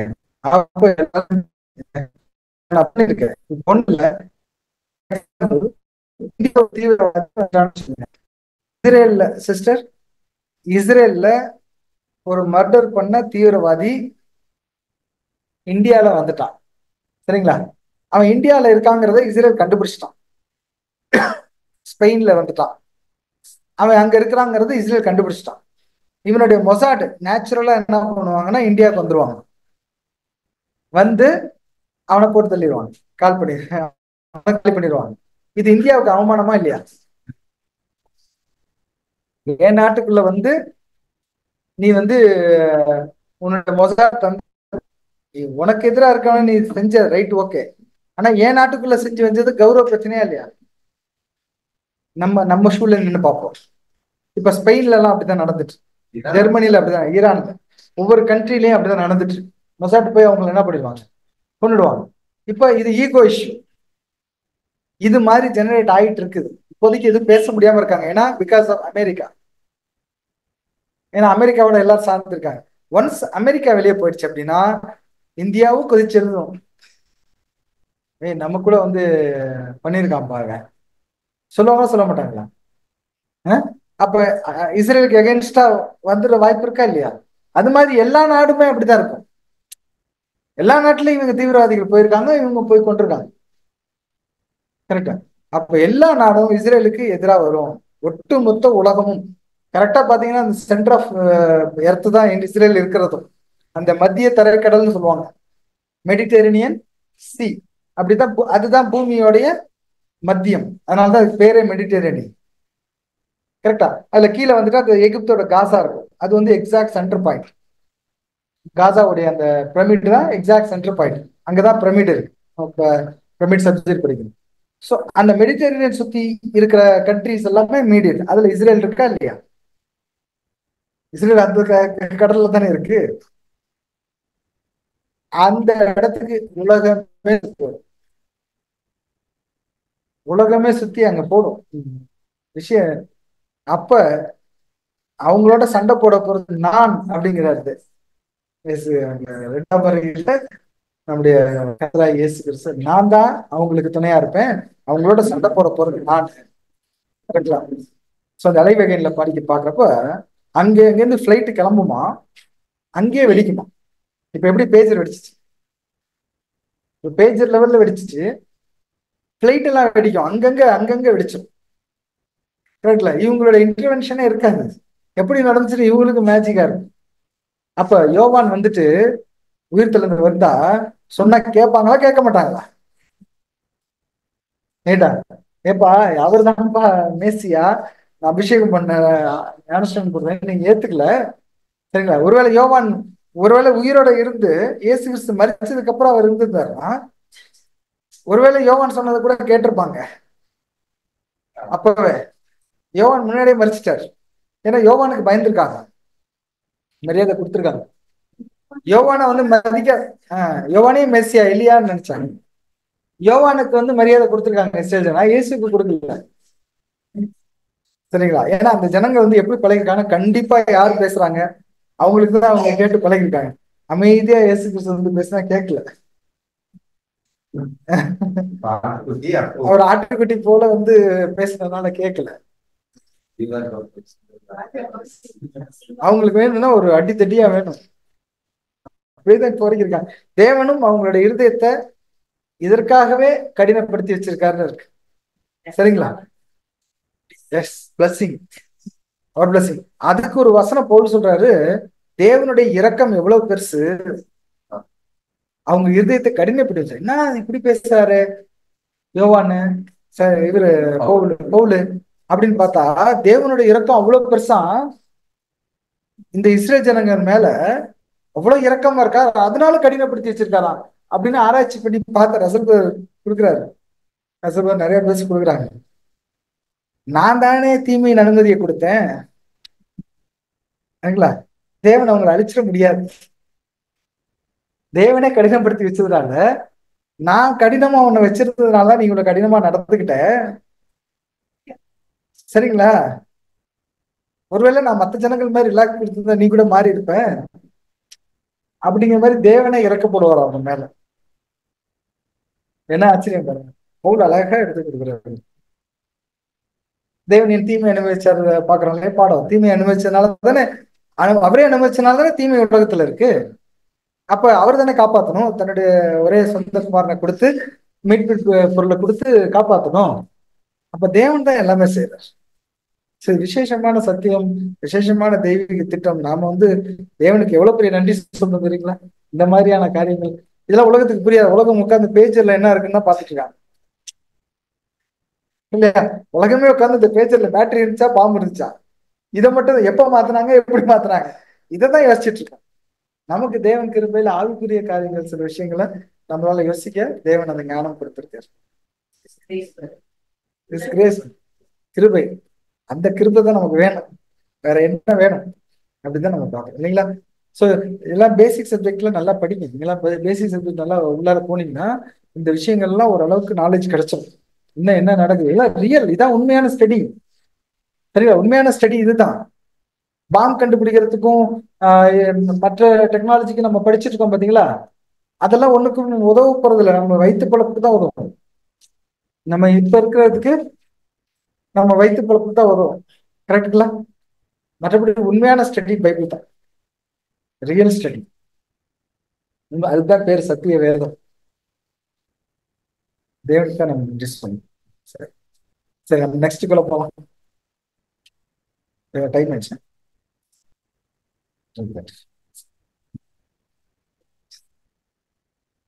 நம்ம எந்த பேஜ் படிக்கணும்? 6th வால்யூம்ல. இதை பிரேக் வேணுங்களா? பிரேக் வேணும். 2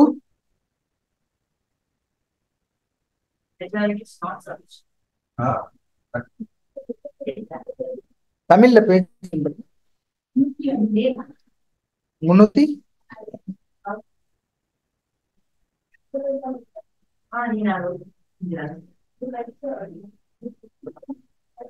சபையில் ஸ்திரீகளின் பங்கு படிச்சாச்சா?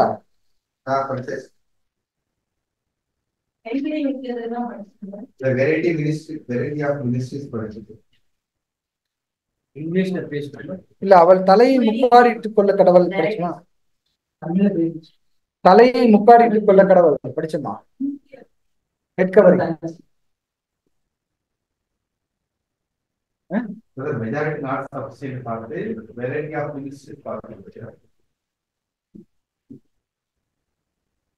ஓகே.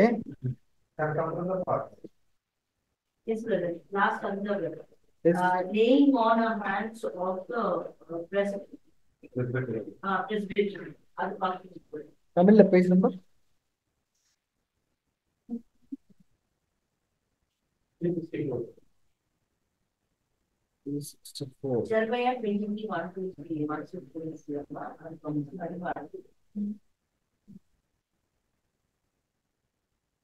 படிங்க யாராவது தமிழ்ல.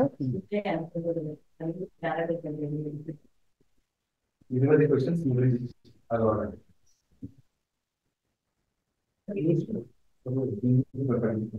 364. ரெடியா?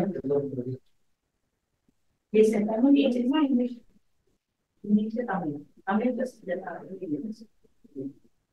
இங்கிலீஷ்ல படிங்க சிஸ்டர். படிக்கிறது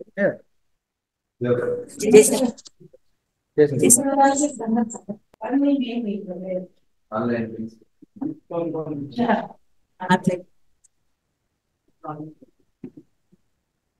மூப்பராய சங்கத்தார் கரங்களை மேல் கை வைப்பது. மூப்பராகிய சங்கத்தார் உன்மேல் கைகளை வைத்த போது தீர்க்க தரிசனத்தினால், அதாவது வருமுன் கூறுவது, உனக்கு அளிக்கப்பட்ட வரத்தை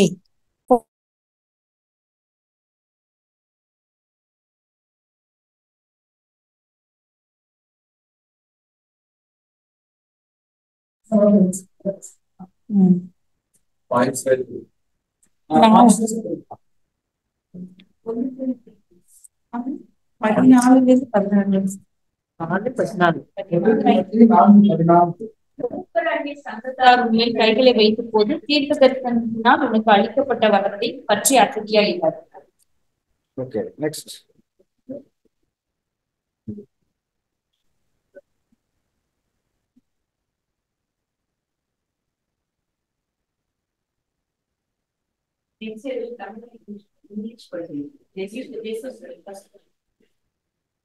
Neglect not the gift. Endowment is that is indeed which was given thee by prophecy, with the laying on of the hands of the presbytery assembled elders. 1 Timothy 4:15. Second. So இதுல என்ன சொல்ல வரா? மூப்பராகிய சங்கத்தார் உன்மேல் கைகளை வைத்த போது தீர்க்க தரிசனத்தினால் உனக்கு அளிக்கப்பட்ட வரத்தை பற்றி அசதியாயிராதே. தீர்க்க தரிசனம்னா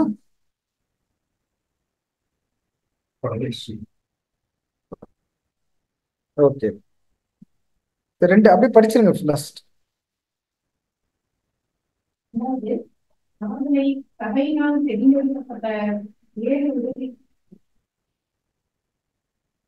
உதவிக்காரர்கள் அப்போஸ்தலர்களுக்கு முன்பாக நிறுத்தினார்கள். இவர்கள் ஜெபம் பண்ணி அவர்கள் மேல் கைகளை வைத்தார்கள். அப்போஸ்தலர் 6ஆம் அதிகாரம் 6ஆம் வசனம். 6ஆம் அதிகாரம் வசனம் 6. அவர்களை அப்போஸ்தலருக்கு முன்பாக நிறுத்தினார்கள். இவர்கள் ஜெபம் பண்ணி அவர்கள் மேல் கைகளை வைத்தார்கள்.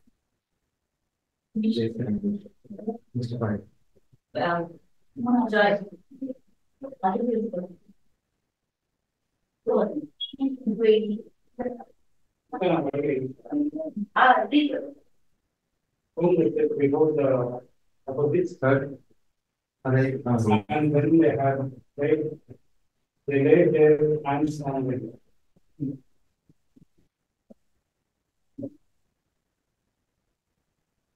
படிங்க அடுத்து.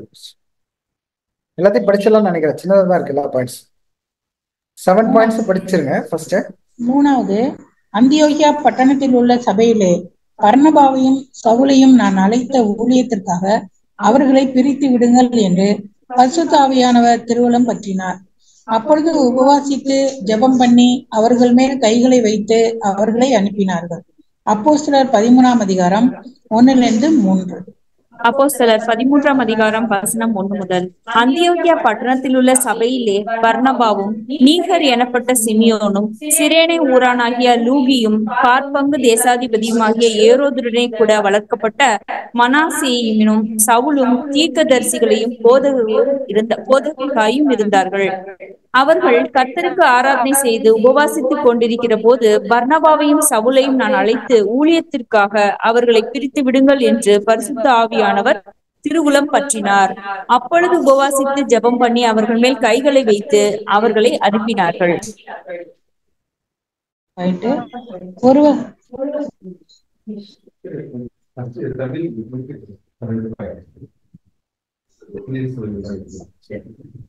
ஒருவர் மேலும் சீக்கிரமாய் கைகளை வையாதே, மற்றவர்கள் செய்யும் பாவங்களுக்கும் உடன்படாதே.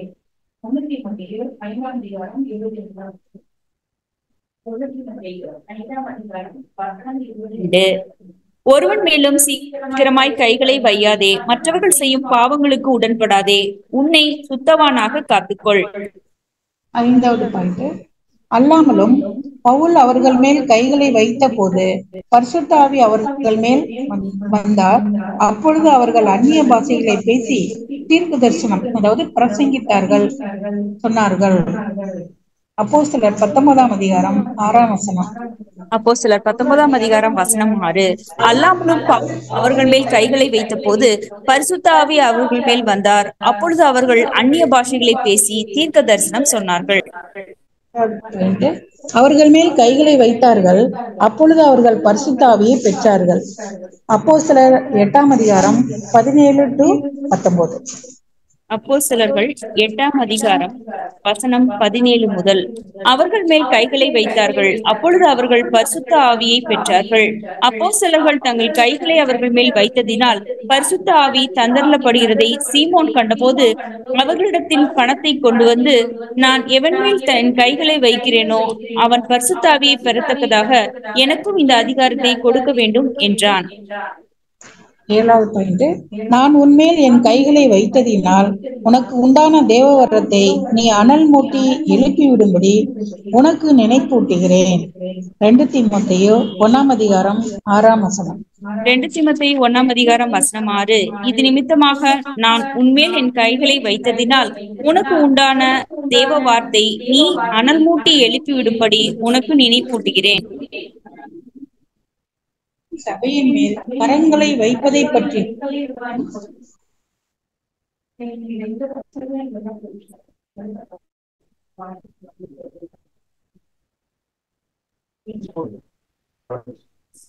So 7 points. ஆனா அது புரியணும்னா கீழே படிக்கணும். அடுத்த பேராகிராஃப் படிச்சாதான் புரியும். ஏன்னா இப்போ வரைக்கும் என்ன இது கலெக்ஷன் ஆஃப் வர்சஸ், கைகளை மேல வைக்கிறது அப்படிங்கிற பத்தின கலெக்ஷன் ஆஃப் வர்சஸ்.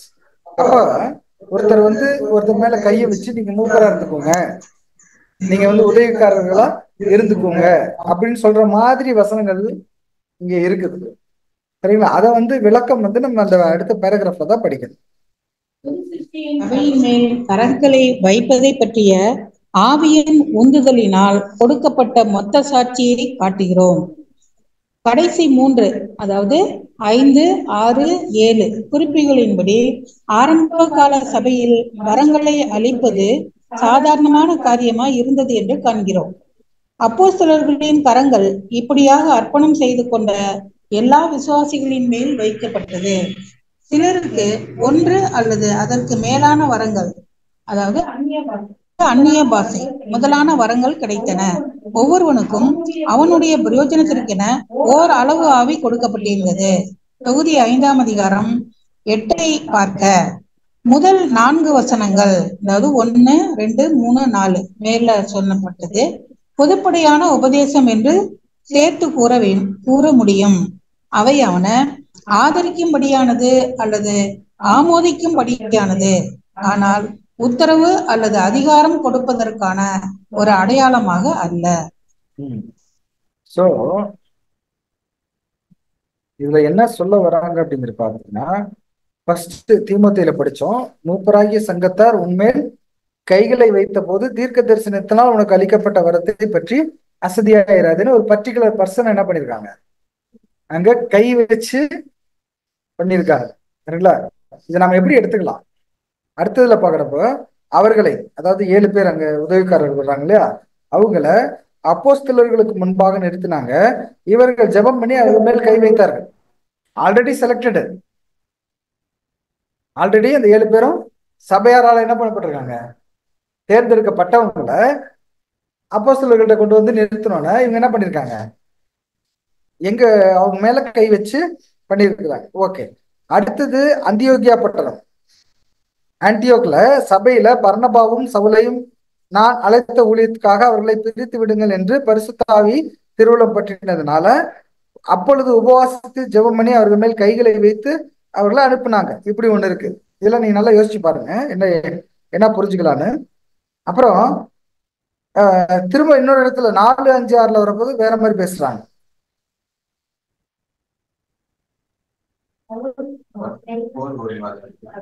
5 பாக்குறப்ப அல்லாமலும் பவுல் அவர்கள் மேல் கைகளை வைத்த போது பரிசுத்தாவி வந்தது, அப்பொழுது அவங்க அந்நிய பாஷையில பேசி தீர்க்க தரிசனம் சொன்னாங்க. ஓகே. அடுத்தது 6வதுல அவங்க மேல கைகளை வச்சாங்க, அப்பொழுது அவங்க பரிசுத்தாவி பெற்றாங்க. அடுத்தது 7வதுல நான் உங்கள் மேல கைகளை வச்சதுனால உனக்கு உண்டான தேவ வரத்தை நீ அனல் மூட்டி எழுப்பிவிடும்படி உனக்கு நினைப்பூட்டுகிறேன் அப்படின்னு சொல்றாரு. 4வதுல என்ன சொல்றோம்னா, ஒருவர் மேலும் சீக்கிரமாய் கைகளை வைக்காத, மற்றவர்கள் செய்யும் பாவங்களுக்கு உடன்படாத, அதுவும் கைகளை வைக்கிறது. இதெல்லாம் என்ன அப்படின்னா வெவ்வேறு சிச்சுவேஷன்ல கைகளை வைக்கிறதுக்கான வார்த்தைகள் அந்த கிரேக்க பதத்துல. இப்ப 4வது நம்ம படிச்சோம் இல்லையா, அது என்னன்னா அடிக்கிறது. கரெக்டா? ஒருத்தனையும் ஒருவர் மேலும் சீக்கிரமாய் கைகளை வைக்காதே, மற்றவர்கள் செய்யும் பாவங்களுக்கு உடன்படாதுன்னா அப்படியே வரும், அடிக்கிறது மாதிரி வருமா?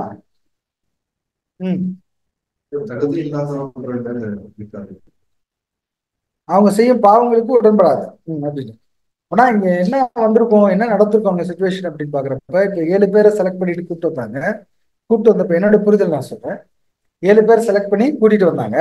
கூட்டிட்டு வந்தோன்னா அவங்க மேல இவங்க என்ன பண்ணாங்களா, ஆல்ரெடி செலக்ட் பண்ணியாச்சு இல்ல, ஆல்ரெடி சார். இப்ப இது என்னவா இருக்குன்னா ஒரு அன்பின் காரியமா இருந்திருக்கும். சரிங்களா? சரி, ஓகே, சபாஷ் அப்படின்னு சொல்றோம் இல்லையா? Okay, good. ஒரு கை பிடிச்சி ஓகே ஷேக் ஹேண்ட் கொடுக்குறோம். இப்போ ஒருத்தவங்க வந்து ஒரு பரிசு வாங்கிட்டாங்கன்னா வரவங்க எல்லாம் அவங்களுக்கு என்ன பண்ணுவாங்க? ஷேக் ஹேண்ட் கொடுப்பாங்க, அங்கீகரிக்கிறாங்க. கரெக்ட்ல? அக்செப்டிங் their பொசிஷன் அப்படின்னு சொல்லலாம் இல்லையா பிரதர்? அப்படி சொல்லுங்க. அதுக்கு கீழே பாயிண்ட் எப்படி சொல்றாங்க அப்படிங்கிறப்ப யாரு எவ்வளவு புரிஞ்சிருக்கீங்க சொல்லுங்க.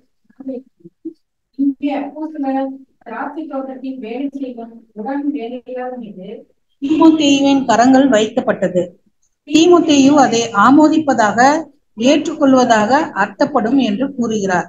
ஆகவே அந்த மனிதன் எவ்விதத்தினாலாவது தகுதியற்றவனாக காணப்பட்டால் தீமோத்தேயு அந்த தவறில் பங்கு பெற்றதாக வேண்டும். ஆகவே தன்னால் முடிந்தவரை ஆண்டவருடைய ஆடுகளுக்கு நடைமுறை பிரகாரமாக அல்லது உபதேசத்தின் மூலமாக தீங்கு விளைவிக்கக்கூடிய ஒரு நபரை அறிமுகப்படுத்தும்படி தன் செல்வாக்கு உபயோகிக்கப்படாதபடி கவனமாக பார்த்து கொள்ள வேண்டும். ஒரு இதுதான், இது ஒரு அக்னாலஜ்மெண்ட் தான் இல்லைங்களா சிஸ்டர்? இது ஒரு அக்னாலஜ்மெண்ட், கரெக்டா? விளைவிக்கும் விதமாக துணிச்சலாக செயல்பட வேண்டியதில்லை. ஒரு சிபார்சு கடிதத்தை கொடுப்பதிலும் அல்லது நல்வாழ்த்துக்களை கூறுவதிலும் ஜாக்கிரதையாக இருக்க வேண்டும். இந்த ஆலோசனை இன்றைக்கும் ஆண்டவருடைய ஜனங்கள் அனைவருக்கும் அவர்களுக்கு இருக்கும் செல்வாக்குக்கு ஏற்றவாறு பொருத்தமாய் இருக்கிறது.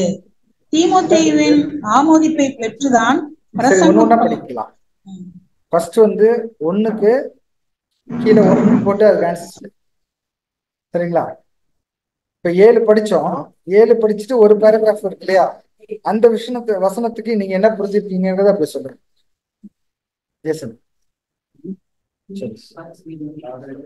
இங்கிலீஷ்ல படிச்சு அந்த பேராகிராஃப் 7 பாயிண்ட்ஸ் ஃபர்ஸ்ட்ல இருந்து படிச்சோம். All points. Louder please.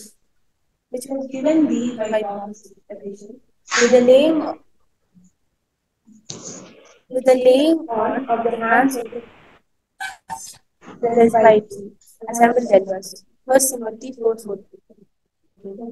Second, whom the 7 deacons chosen by the church, they set before the apostles, and when they had prayed, they laid their hands upon them. Acts 6:3. In the church ecclesia that was at Antioch, the Holy Spirit said, "Separate me Barnabas and Saul for work whereunto I have called them." And when they had fasted and prayed and laid their hands on them, they sent them away. Acts 13:1-3. 4. Lay hands hastily on no man, and be not partaker of any other man's sins. 1 Timothy 5:22. 5. And when Paul had laid his hands upon them, the Holy Spirit came on them, and they spake with tongues and prophesied. Acts 19:6. Then laid they, the apostles, their hands on them, and they received the Holy Spirit. Acts 8:17-19. 7. Stir up the gift of God that is in thee by the laying on of my hands. 2 Timothy 1:6.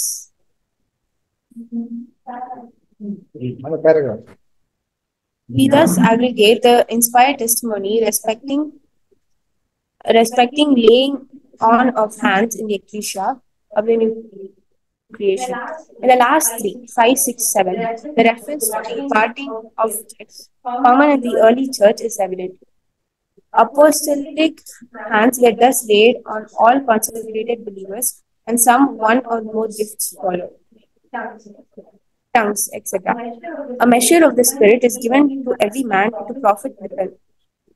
The first 4 texts, 1, 2, 3, 4, may be grouped together as one general teaching, namely as a mark of approval or endorsement, but not as a sign of provision or authorization.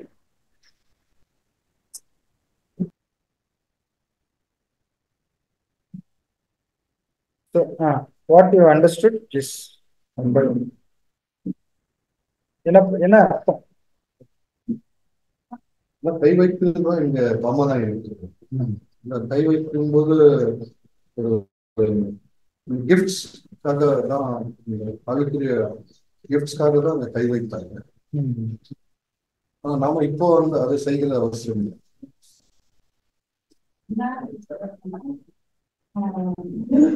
மூப்பரா இருக்கிறவங்க வந்து ஊழியம் பண்றதுக்காக மற்றவங்களை சபையார கைகள் வச்சுன்னா நீங்க ஊழியம் போகிறதுக்கு அந்த பரிசுத்தாவியே கொடுக்குறாங்க, ஊழியம் போய் செய்யுங்க அப்படின்னு. ஆனா மூப்பர்களுக்கு வந்து சபையார வந்து கைகள் வைக்கிறது அது எதுக்கு அடையாளமா இருக்குன்னா, அவங்க ஏற்கனவே மூப்பர் தான், பரிசுத்தாவி பெற்றவங்க தான். அவங்க ஊழியம் போய் செய்யறதுக்கு சபையார்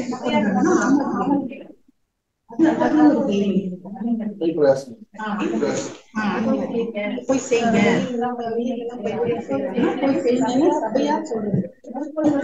சொல்றது மூப்பர்கள் வந்து சபையாருக்கு பிரச்சாரம் பண்றதுக்கு அந்த ஆவியை பரிசுத்தாவியை அனுப்புறதுக்கு கை வைக்கிறது. இல்ல அவங்க கை வச்சதுனாலதான் பரிசுத்தாவி இருந்துச்சா? ஆமா, மூப்பர்கள் கை வைக்கிறது. இல்ல இது எப்படின்னா, அந்த அப்போஸ்தலர்கள் 7ஆம் அதிகாரத்துல 7 உதவிக்காரர்களை தேர்ந்தெடுப்பாங்கல்ல, அப்ப அப்போஸ்தலர்கள் உதவிக்காரர்கள் மீது கைகளை வந்து அவங்கள இது பண்ணி அவங்களுக்கு அத்தாரிட்டி கொடுத்து வச்சாங்க. அது ஒண்ணு. இங்க வந்து என்ன சொல்றாங்கன்னா, சபையில மூப்பர்கள் வந்து ஒரு வேலையை செய்யறதுக்கு ஆத்தரைஸ் பண்ற மாதிரி ஒரு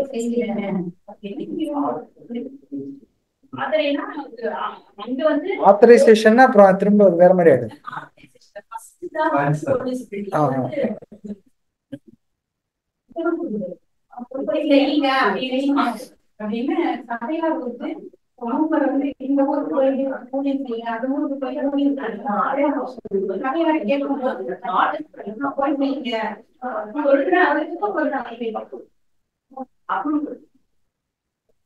Approval. Accept. Yes. That's what I feel.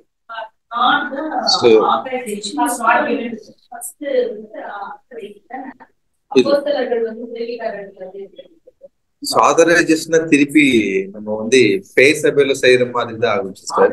இந்த இங்கிலீஷ்ல எப்படி இருக்கு? கன்சென்ட். இங்கிலீஷ்ல என்ன சொல்றாங்க?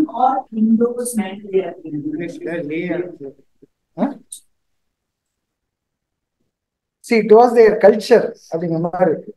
The first four texts may be grouped together as one general teaching, mainly as a mark of approval or endorsement, but not as a sign of permission or authorization. Yes. Not authorization. Clear. புரியுதுங்களா? அதாவது என்ன நடந்திருக்கணும் அப்படின்னு சொன்னா, இப்ப for example இப்ப brother வந்து மூப்பரா ஆயாச்சு, சரிங்களா? இப்ப எலெக்ஷன் முடிஞ்சிச்சு, இவர் வந்து எலெக்ஷன் முடிஞ்சு தேர்ந்தெடுத்தாச்சு. அப்புறமேல்ட்டு போய் ஷேக்கன் கொடுக்கும்.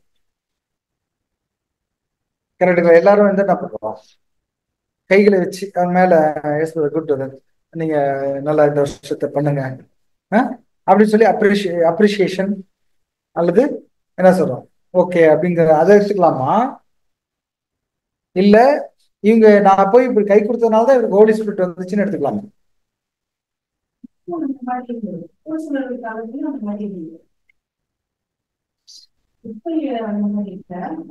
ரெண்டு விஷயம் அதுதான் தெளிவாகணும். நான் கை வச்சு இவருக்கு மேல இப்ப எல்லாரும் என்ன பண்றாங்க, இவங்க போய் கை வச்சிடறாங்க. போய் ஒரு ரெவரண்ட் பாஸ்டர்ஸ் வந்துட்டு கை வச்சுட்டா அவங்க அப்படியே அபிஷேகம் ஆன மாதிரி இந்த வசனத்தை வச்சுக்கிட்டு அவங்க பண்றாங்க. கரெக்டுங்களா? சோ அப்படி நடந்திருக்குமா? இல்ல இந்த மாதிரி இவங்க எல்லாம் தேர்ந்தெடுக்கப்பட்டிருக்காங்க, இதுல இருக்காங்க அப்படிங்கறனால ஒரு நம்ம ப்ரேயர் பண்ணி பிளெஸிங் பண்ணி கை கொடுக்கறது, ஷபாஸ் ஓகே குட் அப்படின்னு சொல்றப்ப அவங்களுக்குள்ள ஒரு ஜீல் வந்து ஒரு உற்சாகம் வந்து அந்த வேலையை போய்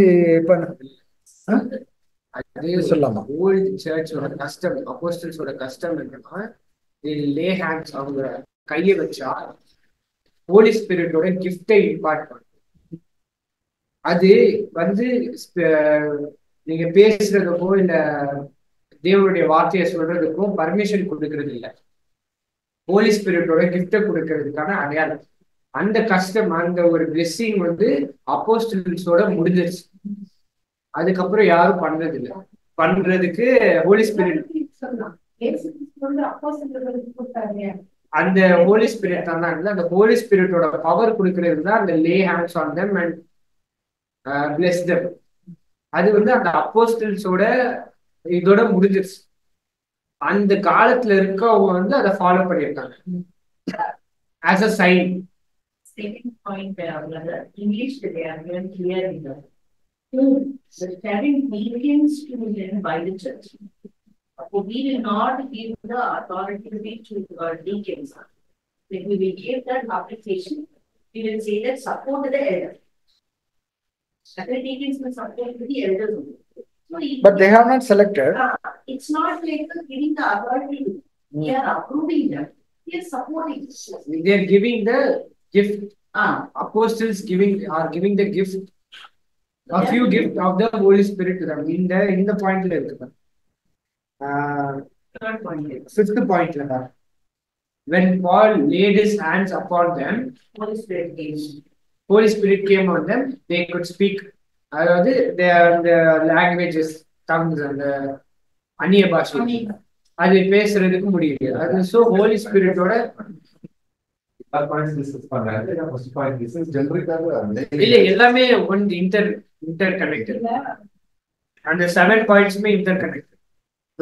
பிரதர் கேட்ட क्वेश्चन என்ன என்றால், அவர் ஆல்ரெடி கான்சென்ட்ரேட்டட் ஆயிருக்கிறாங்க. ஸோ கை வைத்ததினால அந்த ஹோலி ஸ்பிரிட் கனிகள் வந்ததா இல்ல தேவனுடைய கிருபையால் வந்ததா என்ற கேள்வி.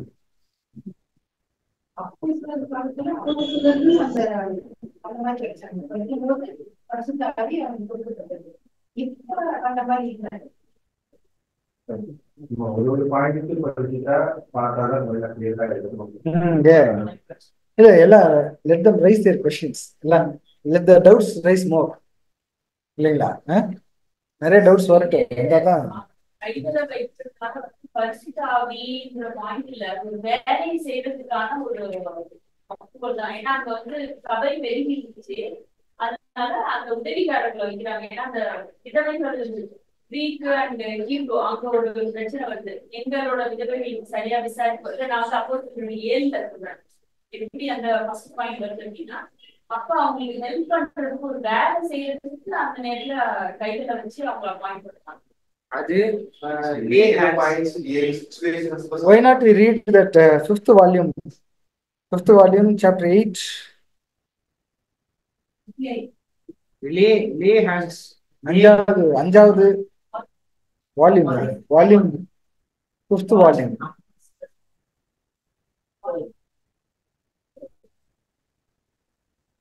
கைகளை எங்க வைத்தாங்க என்று எழுதப்படும். தலைமையில ஷோல்டர்ஸ்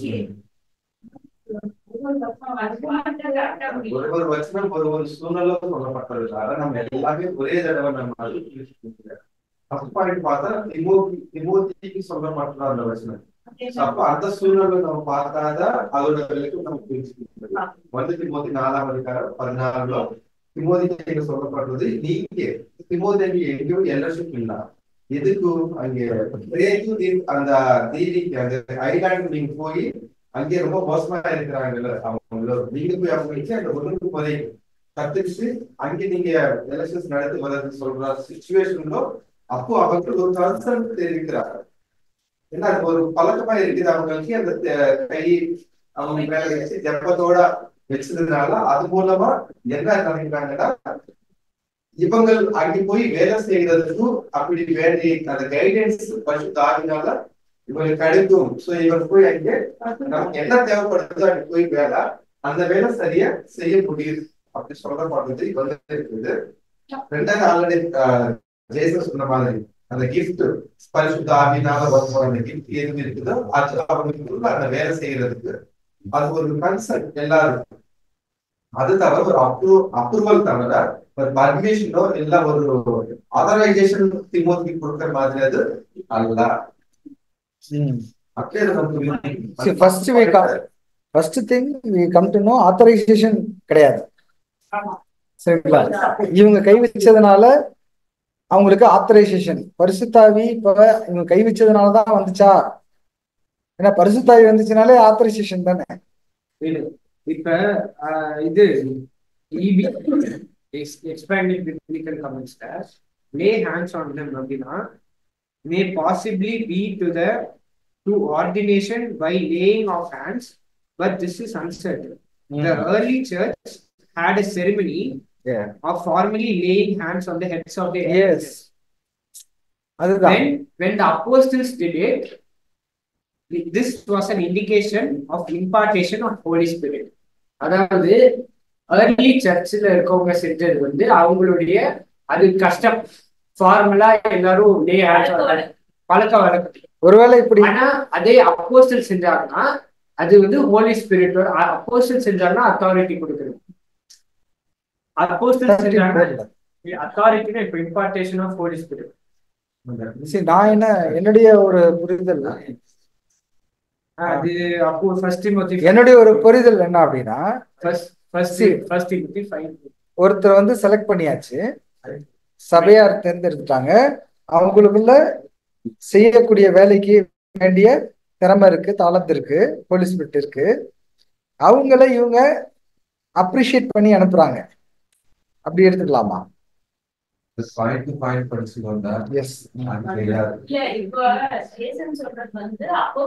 முன்னாடி கைகளை வச்சு அது ஆனா அப்போஸ்தலர் ஏழுல படிக்கிறது வந்து வேற ஒரு வேலை செய்யறதுக்கு கைகளை வச்சு அவங்கள நியமிச்சு. இது யாருக்கு செய்யறாங்க? இது ஆல்ரெடி அவங்களுக்கு ஹோலி ஸ்பிரிட் வந்த இடம் தானே. நீங்க எந்த சிச்சுவேஷன் இருப்பாங்க ஆஃப்டர் பெண்டிகாஸ்ட் இல்லையா? இது கொர்நேலியு வீட்டுல எல்லாருக்கும் பரிசுத்தாவி கொடுக்கப்பட்டுச்சா இல்லையா? just for answer to serve the brother. That's it. அதுதான் அது வந்து நம்ம ஒரு அதுதான் அந்த ஒரு பாயிண்ட் தான் நம்ம பிரிச்சு படிச்சதா அது வந்து நம்ம கிளியரா புரியும். ஆமா, ஜேசன் சொல்றாங்க சிச்சுவேஷன் அதுதான். ஐ மீன் டு சே வசனம் எடுக்கறாங்க, ஆனா அந்த வசனம் சொல்லப்படுற பாயிண்ட் வேற. நான் இது சொல்ல வர்றது வந்து 1 Timothy 4th chapter 14 verses first point. அந்த first point ஒரு சூழல் வேற, செகண்ட் பாயிண்ட் ஒரு சூழல் வேற. நீங்க சொன்ன கரெக்ட் தான், பட் அதோட பாயிண்ட் வேற. அது அந்த gifts of holy spirit. So அதனால முதல்ல நம்ம பாயிண்ட் டு பாயிண்ட் படிச்சுட்டு வந்தா அதோட விளக்கம் வந்து நமக்கு புரியும். இல்லன்னா எல்லாமே அது ஒன்னாதான் நமக்கு இருக்கிற மாதிரி. ஆமா, ஒரு விஷயம், இது உத்தரவோ அல்லது அதிகாரமோ கொடுப்பதற்கான அடையாளம் இல்ல, கை வைக்கிறதுன்னு அதுல நம்ம தெளிவாயிருந்தோம். ஆனா ஆமோதிக்கிறது இல்லாட்டி ஆதரிக்கிறது, சப்போர்ட் பண்றது, உற்சாகப்படுத்துறது, ஊக்கப்படுத்துறது, இதுக்கான அடையாளம் கை வைக்கிறது. சரிங்களா? இப்போ ஒரு சாதாரண வர்க்கம் சூப்பர் பிரதர் அப்படின்னா ஒரு எனர்ஜி நமக்குள்ள வருதா இல்லையா? ஒரு மோட்டிவேஷன் வருதா இல்லையா? இல்லைங்களா? நேச்சுரலா வருதா இல்லைங்களா?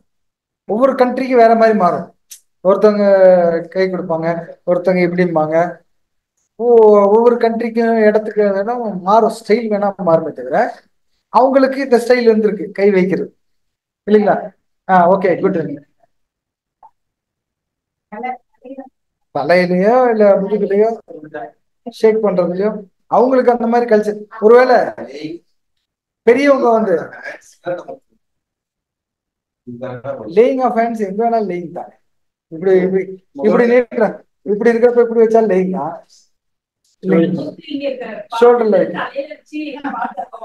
ஒருவேளை இஸ்ரேலோட கல்ச்சர், அவங்களுடைய கல்ச்சர் எப்படி மூத்தவங்க சின்னவங்க, ஏன்னா ஆரோனுக்கு எல்லாம் பாக்குறப்ப, ஆரோன் இந்த இதெல்லாம் பாக்குறப்ப தலையில அபிஷேகம் பண்ணது, இந்த மாதிரி ஒரு கல்ச்சர் எல்லாம் வந்ததுனால பெரியவங்க சின்னவங்களை இல்லாட்டி மூத்தவங்க சின்னவங்களை தலையில வைக்கிற ஒரு வழக்கம் இருந்திருக்கலாம், ஒரு கஷ்டம் அது.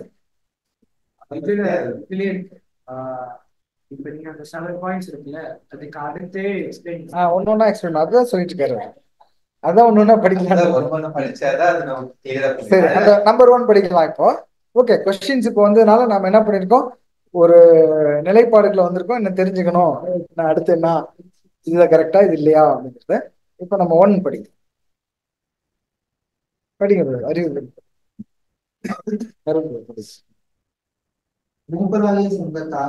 1 பாயிண்ட்ஸ். ஊழியத்தில் பவுலினால் தத்தெடுக்கப்பட்ட குமாரன் தீமோத்தேயு ஏற்கனவே ஞானஸ்நானம் பெற்றதோடு அவன் பவுலோடு எருசலேமுக்கு சென்றபோது ஏற்கனவே அப்போஸ்தலரின் கனவில் பரிசுத்த ஆவியின் வரத்தையும் பெற்றிருந்தான். பாத்தீங்களா, பவுலோட தத்தெடுக்கப்பட்ட குமாரனாம இருக்கிற தீமோத்தேயு அவர் வந்து ஏற்கனவே அவர் ஞானஸ்நானம் பெற்றிருக்கிறாரு. பவுலோட எருசலேமுக்கு போன போது ஏற்கனவே அவர் வந்து அப்போஸ்தலரின் கரங்களில் பரிசுத்தாவின் வரத்தையும் பெற்றிருந்தார். ஆஹ் நான் முன்னே என் கைகளை வைத்ததினால் உனக்கு உண்டான தேவவரத்தை நீ அனல் மூட்டி உனக்கு நினைத்துள்ளேன். எஸ், இந்த 4 பாயிண்ட்ஸ் வந்து அந்த 7 பாயிண்ட்ஸ்க்கு சம்மரைசேஷன் தான். நான் சொல்றது அந்த 7 பாயிண்ட்ல இருந்தே அதோட ஒரு பாயிண்ட் நம்ம படிக்கலாம். புரியாது, அது புரியாது. அது ஜஸ்ட் வசனம் தானே, அது ஜஸ்ட் வசனம் தான் இருக்கு. அதோட விளக்கம் வந்து ஒரு சின்ன ஹிண்ட் கொடுத்துருக்காங்க. இதை படிக்கலாம். அந்த இடத்தில் படிங்க. அந்த இடத்தில் யாக்கோபும் மற்ற எல்லா மூப்பரும் அப்போஸ்தலர் மூப்பரும் பவுலோடு தீமோத்தேயுவை செய்கிற பக்தியையும் நெருக்கத்தையும் கண்டுணர்ந்து அதை ஆதரிக்கும் வண்ணம் தங்கள் கரங்களை அவன் மேல் வகித்து ஒருமுகமாக ஆசீர்வதித்தார்கள். பவுல் வந்து தீமோத்தேயு மேல வச்சிருக்கிற அந்த ஒரு அன்பு பாசத்துல இருந்ததை பார்த்து மத்த மூப்பர்கள் இருக்காங்க இல்லையா, எல்லாருமே சேர்ந்து என்ன பண்ணிருப்பாங்க, ஒரு ஆசீர்வதிக்கிற ஒரு ஸ்டைல், அவங்களோட ஸ்டைல் போல. இப்ப நம்ம இந்தியால இப்படி கும்பிட்டுறாங்க இல்லையா, கும்பிட்டுட்டு பாதத்துல விடுறது. இந்தியால என்ன பண்றாங்க, காலை தொட்டு கும்பிடுறது. அது இந்தியாவில தானே இருக்கு, வேற எங்கேயும் இருக்கு. இதுல ஜப்பான்ல போட்டீங்கன்னா அப்படியே 90 டிகிரி பெண்ட் ஆகும். ஒருத்தவங்கிட்ட ஒரு ஆசீர்வாதம் 90 டிகிரி பெரியவங்களுக்கு ஹம்பிள் பண்ணுவாங்க. ஸோ அந்த மாதிரி இவங்களுக்கு இஸ்ரேலுக்கு இந்த ஒரு கல்ச்சர், கைகளை வைக்கிறது ஒரு கல்ச்சரா இருந்திருக்கு.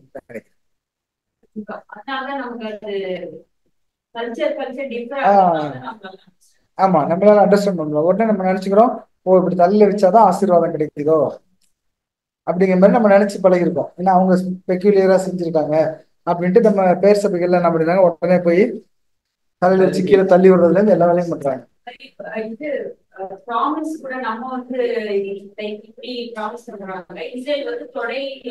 தொடை. ஆமா, அவங்க என்ன பண்ணுவாங்க, டக்குன்னு காலத்துக்கு இப்படி தொடையில வச்சு அப்படி வச்சுட்டா ப்ராமிஸ். அதை அப்படியே ரியலா அக்செப்ட் பண்ணி ஜென்ரேஷன் அதை கீப் அப் பண்ணுவாங்க. கரெக்டா, அந்த அவங்களோட கல்ச்சர் இப்படி இந்த தொடையில வச்சுட்டா ஜென்ரேஷன் சந்ததிகளுக்கு சந்ததி அதுல அந்த ஒரு ப்ராமிஸுக்கு கீழ்படுகிறாங்க இல்ல. சோ இது அவங்களுடைய கல்ச்சரா இருக்கு. நம்ம அது மாதிரி பண்றது இல்லையே, அப்ப நம்மளும் அந்த மாதிரி பண்ணிட்டா இருக்கோம் இல்ல. அப்ப அந்த கைகள்ல தலையில வைக்கிறதுங்கிறது அது நம்ம இப்ப இப்ப இதுதான் என்னாச்சு, தவறான ஒரு செயல்முறைகளுக்கு வழிவகுத்துருச்சு. பேர் சபைகளுக்கு இவர்கிட்ட போய் நம்ம ஆசீர்வாதம் வாங்கிக்கணும், இந்த பாஸ்டர் இருக்கிறாரு, ரெவரண்ட் இருக்கிறாரு, அவர் நம்ம தலையில கை வைப்பாருன்னு ஏங்கிட்டு இருக்கவங்களாம் இருக்காங்க. கரெக்டா, நம்மள கூட என்ன பண்ணுவாங்க, ஏதாவது பேசிக் சப்ஜெக்ட் எடுத்துருப்பாங்க, குடும்பத்துல ஏதோ முடியல இது பண்ணலன்னா கூப்பிட்டுட்டு போய் ஜெபம் பண்ணுங்க, கை வச்சு ஜெபம் பண்ணுவாங்கன்னு எதிர்பார்ப்பாங்க. கை வைக்காம நம்ம ஜெபம் பண்ணணும்னு வச்சுக்க, அவங்களுக்கு ஒரு ஆசீர்வாதமா ஃபீல் பண்ண மாட்டாங்க. கரெக்ட் இல்லையா? எண்ணெய் பூசுதல் இந்த மாதிரி ஒண்ணுக்கு இவங்க ஒரு கல்ச்சர் ஆக்கி பிசினஸ் ஆக்கி கடைசியில் வேற மாதிரி போயிட்டு இருக்கு. பட் இங்க என்னதான் பண்ணிருக்காங்கன்னா, இட்ஸ் அன் அப்ரிசியேஷன். கரெக்டுங்களா? சரி, படிக்கலாம் அடுத்து. அவர்கள் செய்தது ஒரு வழக்கத்தின் வழியாக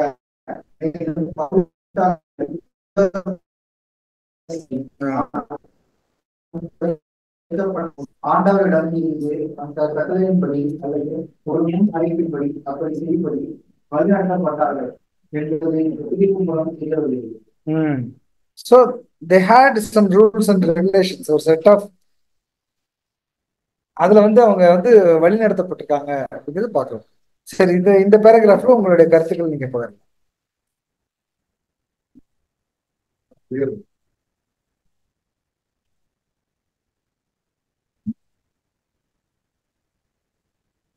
கருத்துக்கள், உங்களுடைய கருத்துக்கள் sister. Sandhya sister, Joy sister.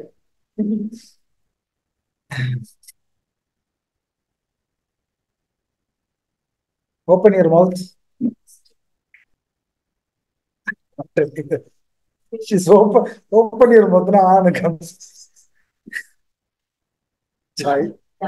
Jai. Open your mouth ன்னு சொல்றேன்.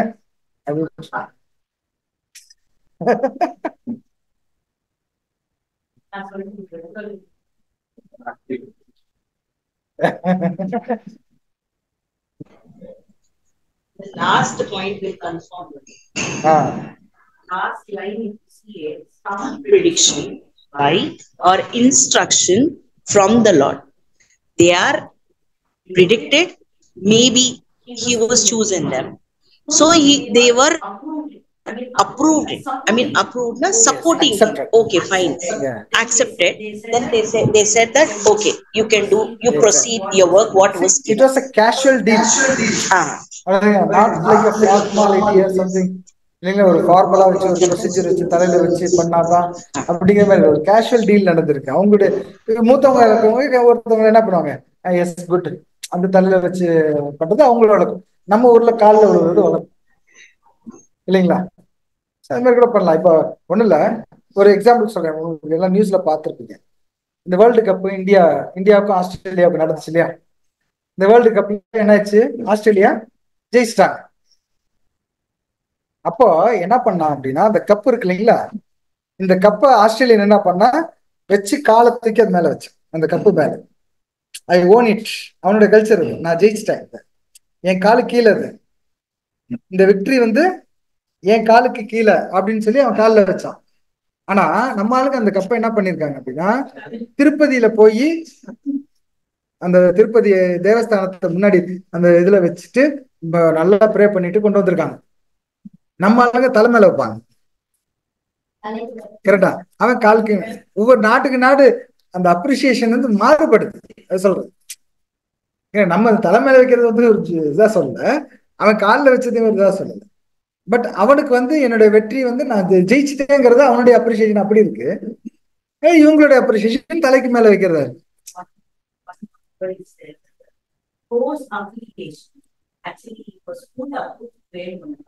They will be going to serious.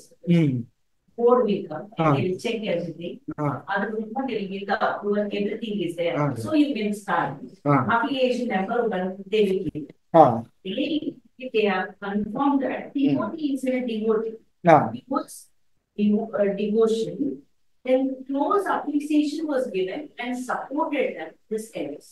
Yes. All they are said, James and he supported everyone. ஒரு சின்ன பையன். நான் ஒரு லைவ் எக்ஸாம்பிள் சொல்ல நினைச்சேன். சோ இங்க நம்ம எல்லாரும் கான்சென்ட்ரேட் இருக்கிறோம் அப்படின்னா எல்லாரும் என்ன நம்புறீங்க? God chosen for some reason. Right? So இப்போ ஒரு சகோதரன் ஒரு வேலை செய்ய போறாங்க. Say for example basic class எடுக்கிறாங்க. சோ அப்படி நினைச்சிட்டா மற்ற சகோதரர்கள் என்ன செய்வாங்க? சப்போர்ட் பண்ணுவாங்க, பிரேயர் பண்ணுவாங்க. எதுக்கு? நடக்கணும். சோ இந்த சென்ஸ் காட் அவங்களே லீட் பண்ணுவாங்க. அவங்களுக்கு என்ன காரணத்துக்காக தேவன் தெரிஞ்சுக்கிறாங்களோ அந்த வேலை செய்யறதுக்கு தேவன் அவங்களுக்கு அந்த வழி நடத்திடுவாங்க. Because of their prayer, definitely Holy Spirit will work. So அதுதான் இங்க நமக்கு சொல்லப்படும். திமோத்தி அப்பேற்பட்ட சூழ்நிலை தான் இருக்கிறாங்க. சோ மற்ற சபையில இருக்கிறவங்க எல்லாரும் அந்த உதவிக்கு சப்போர்ட் பண்றாங்க. என்ன காரணத்துக்காக திமோத்தினி என்கரேஜ் பண்றாங்க? இது நம்ம சோ அதுதான் நமக்கு இங்க சொல்ல வர்ற சுருக்கமான. ஈஸியா இருக்கு, ரொம்ப ஈஸி. S, exactly. சரி, இப்போ என்ன டைம் என்னாச்சு?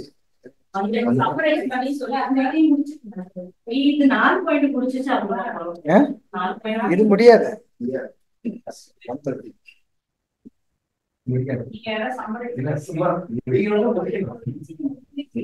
இப்போதைக்கு நம்ம என்ன பாத்துருக்கோம்னா, கைகளை வைக்கிறது அப்படிங்கிறது அவங்க கல்ச்சர் படி அது ஒரு அப்ரிசியேஷன் இல்ல அப்ளிகேஷன் இல்லைங்களா?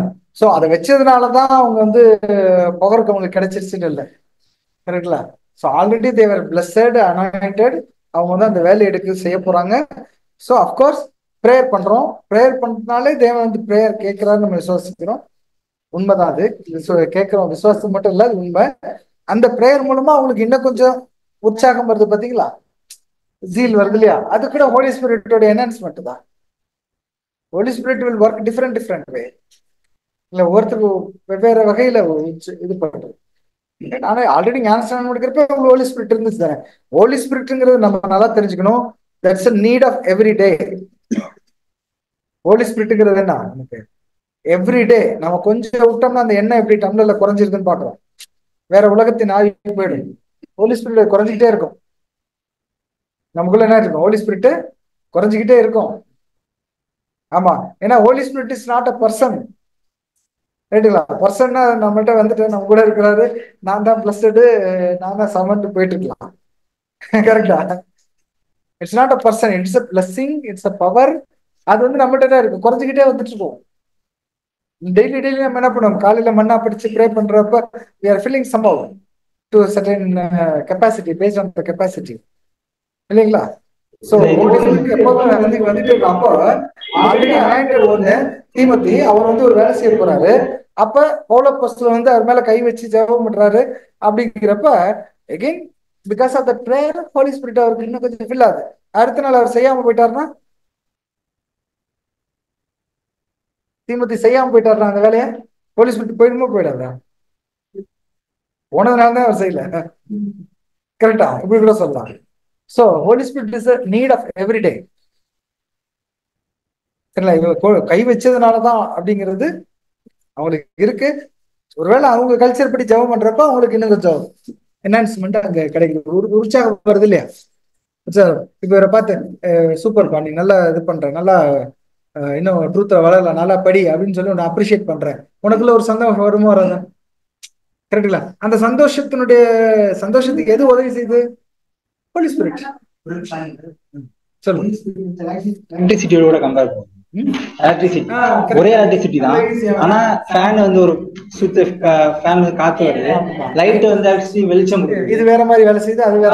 டிவி பாத்தீங்கன்னா ஷோ பண்ணுது. அப்ப எலக்ட்ரிசிட்டி ஒண்ணுதான், ஆனா அதோட செயல்பாடுகள் வேற. அது ஒரே பரிசுத்த ஆவி தான், அதோட செயல்பாடுகள் வேற. நல்ல பாயிண்ட்.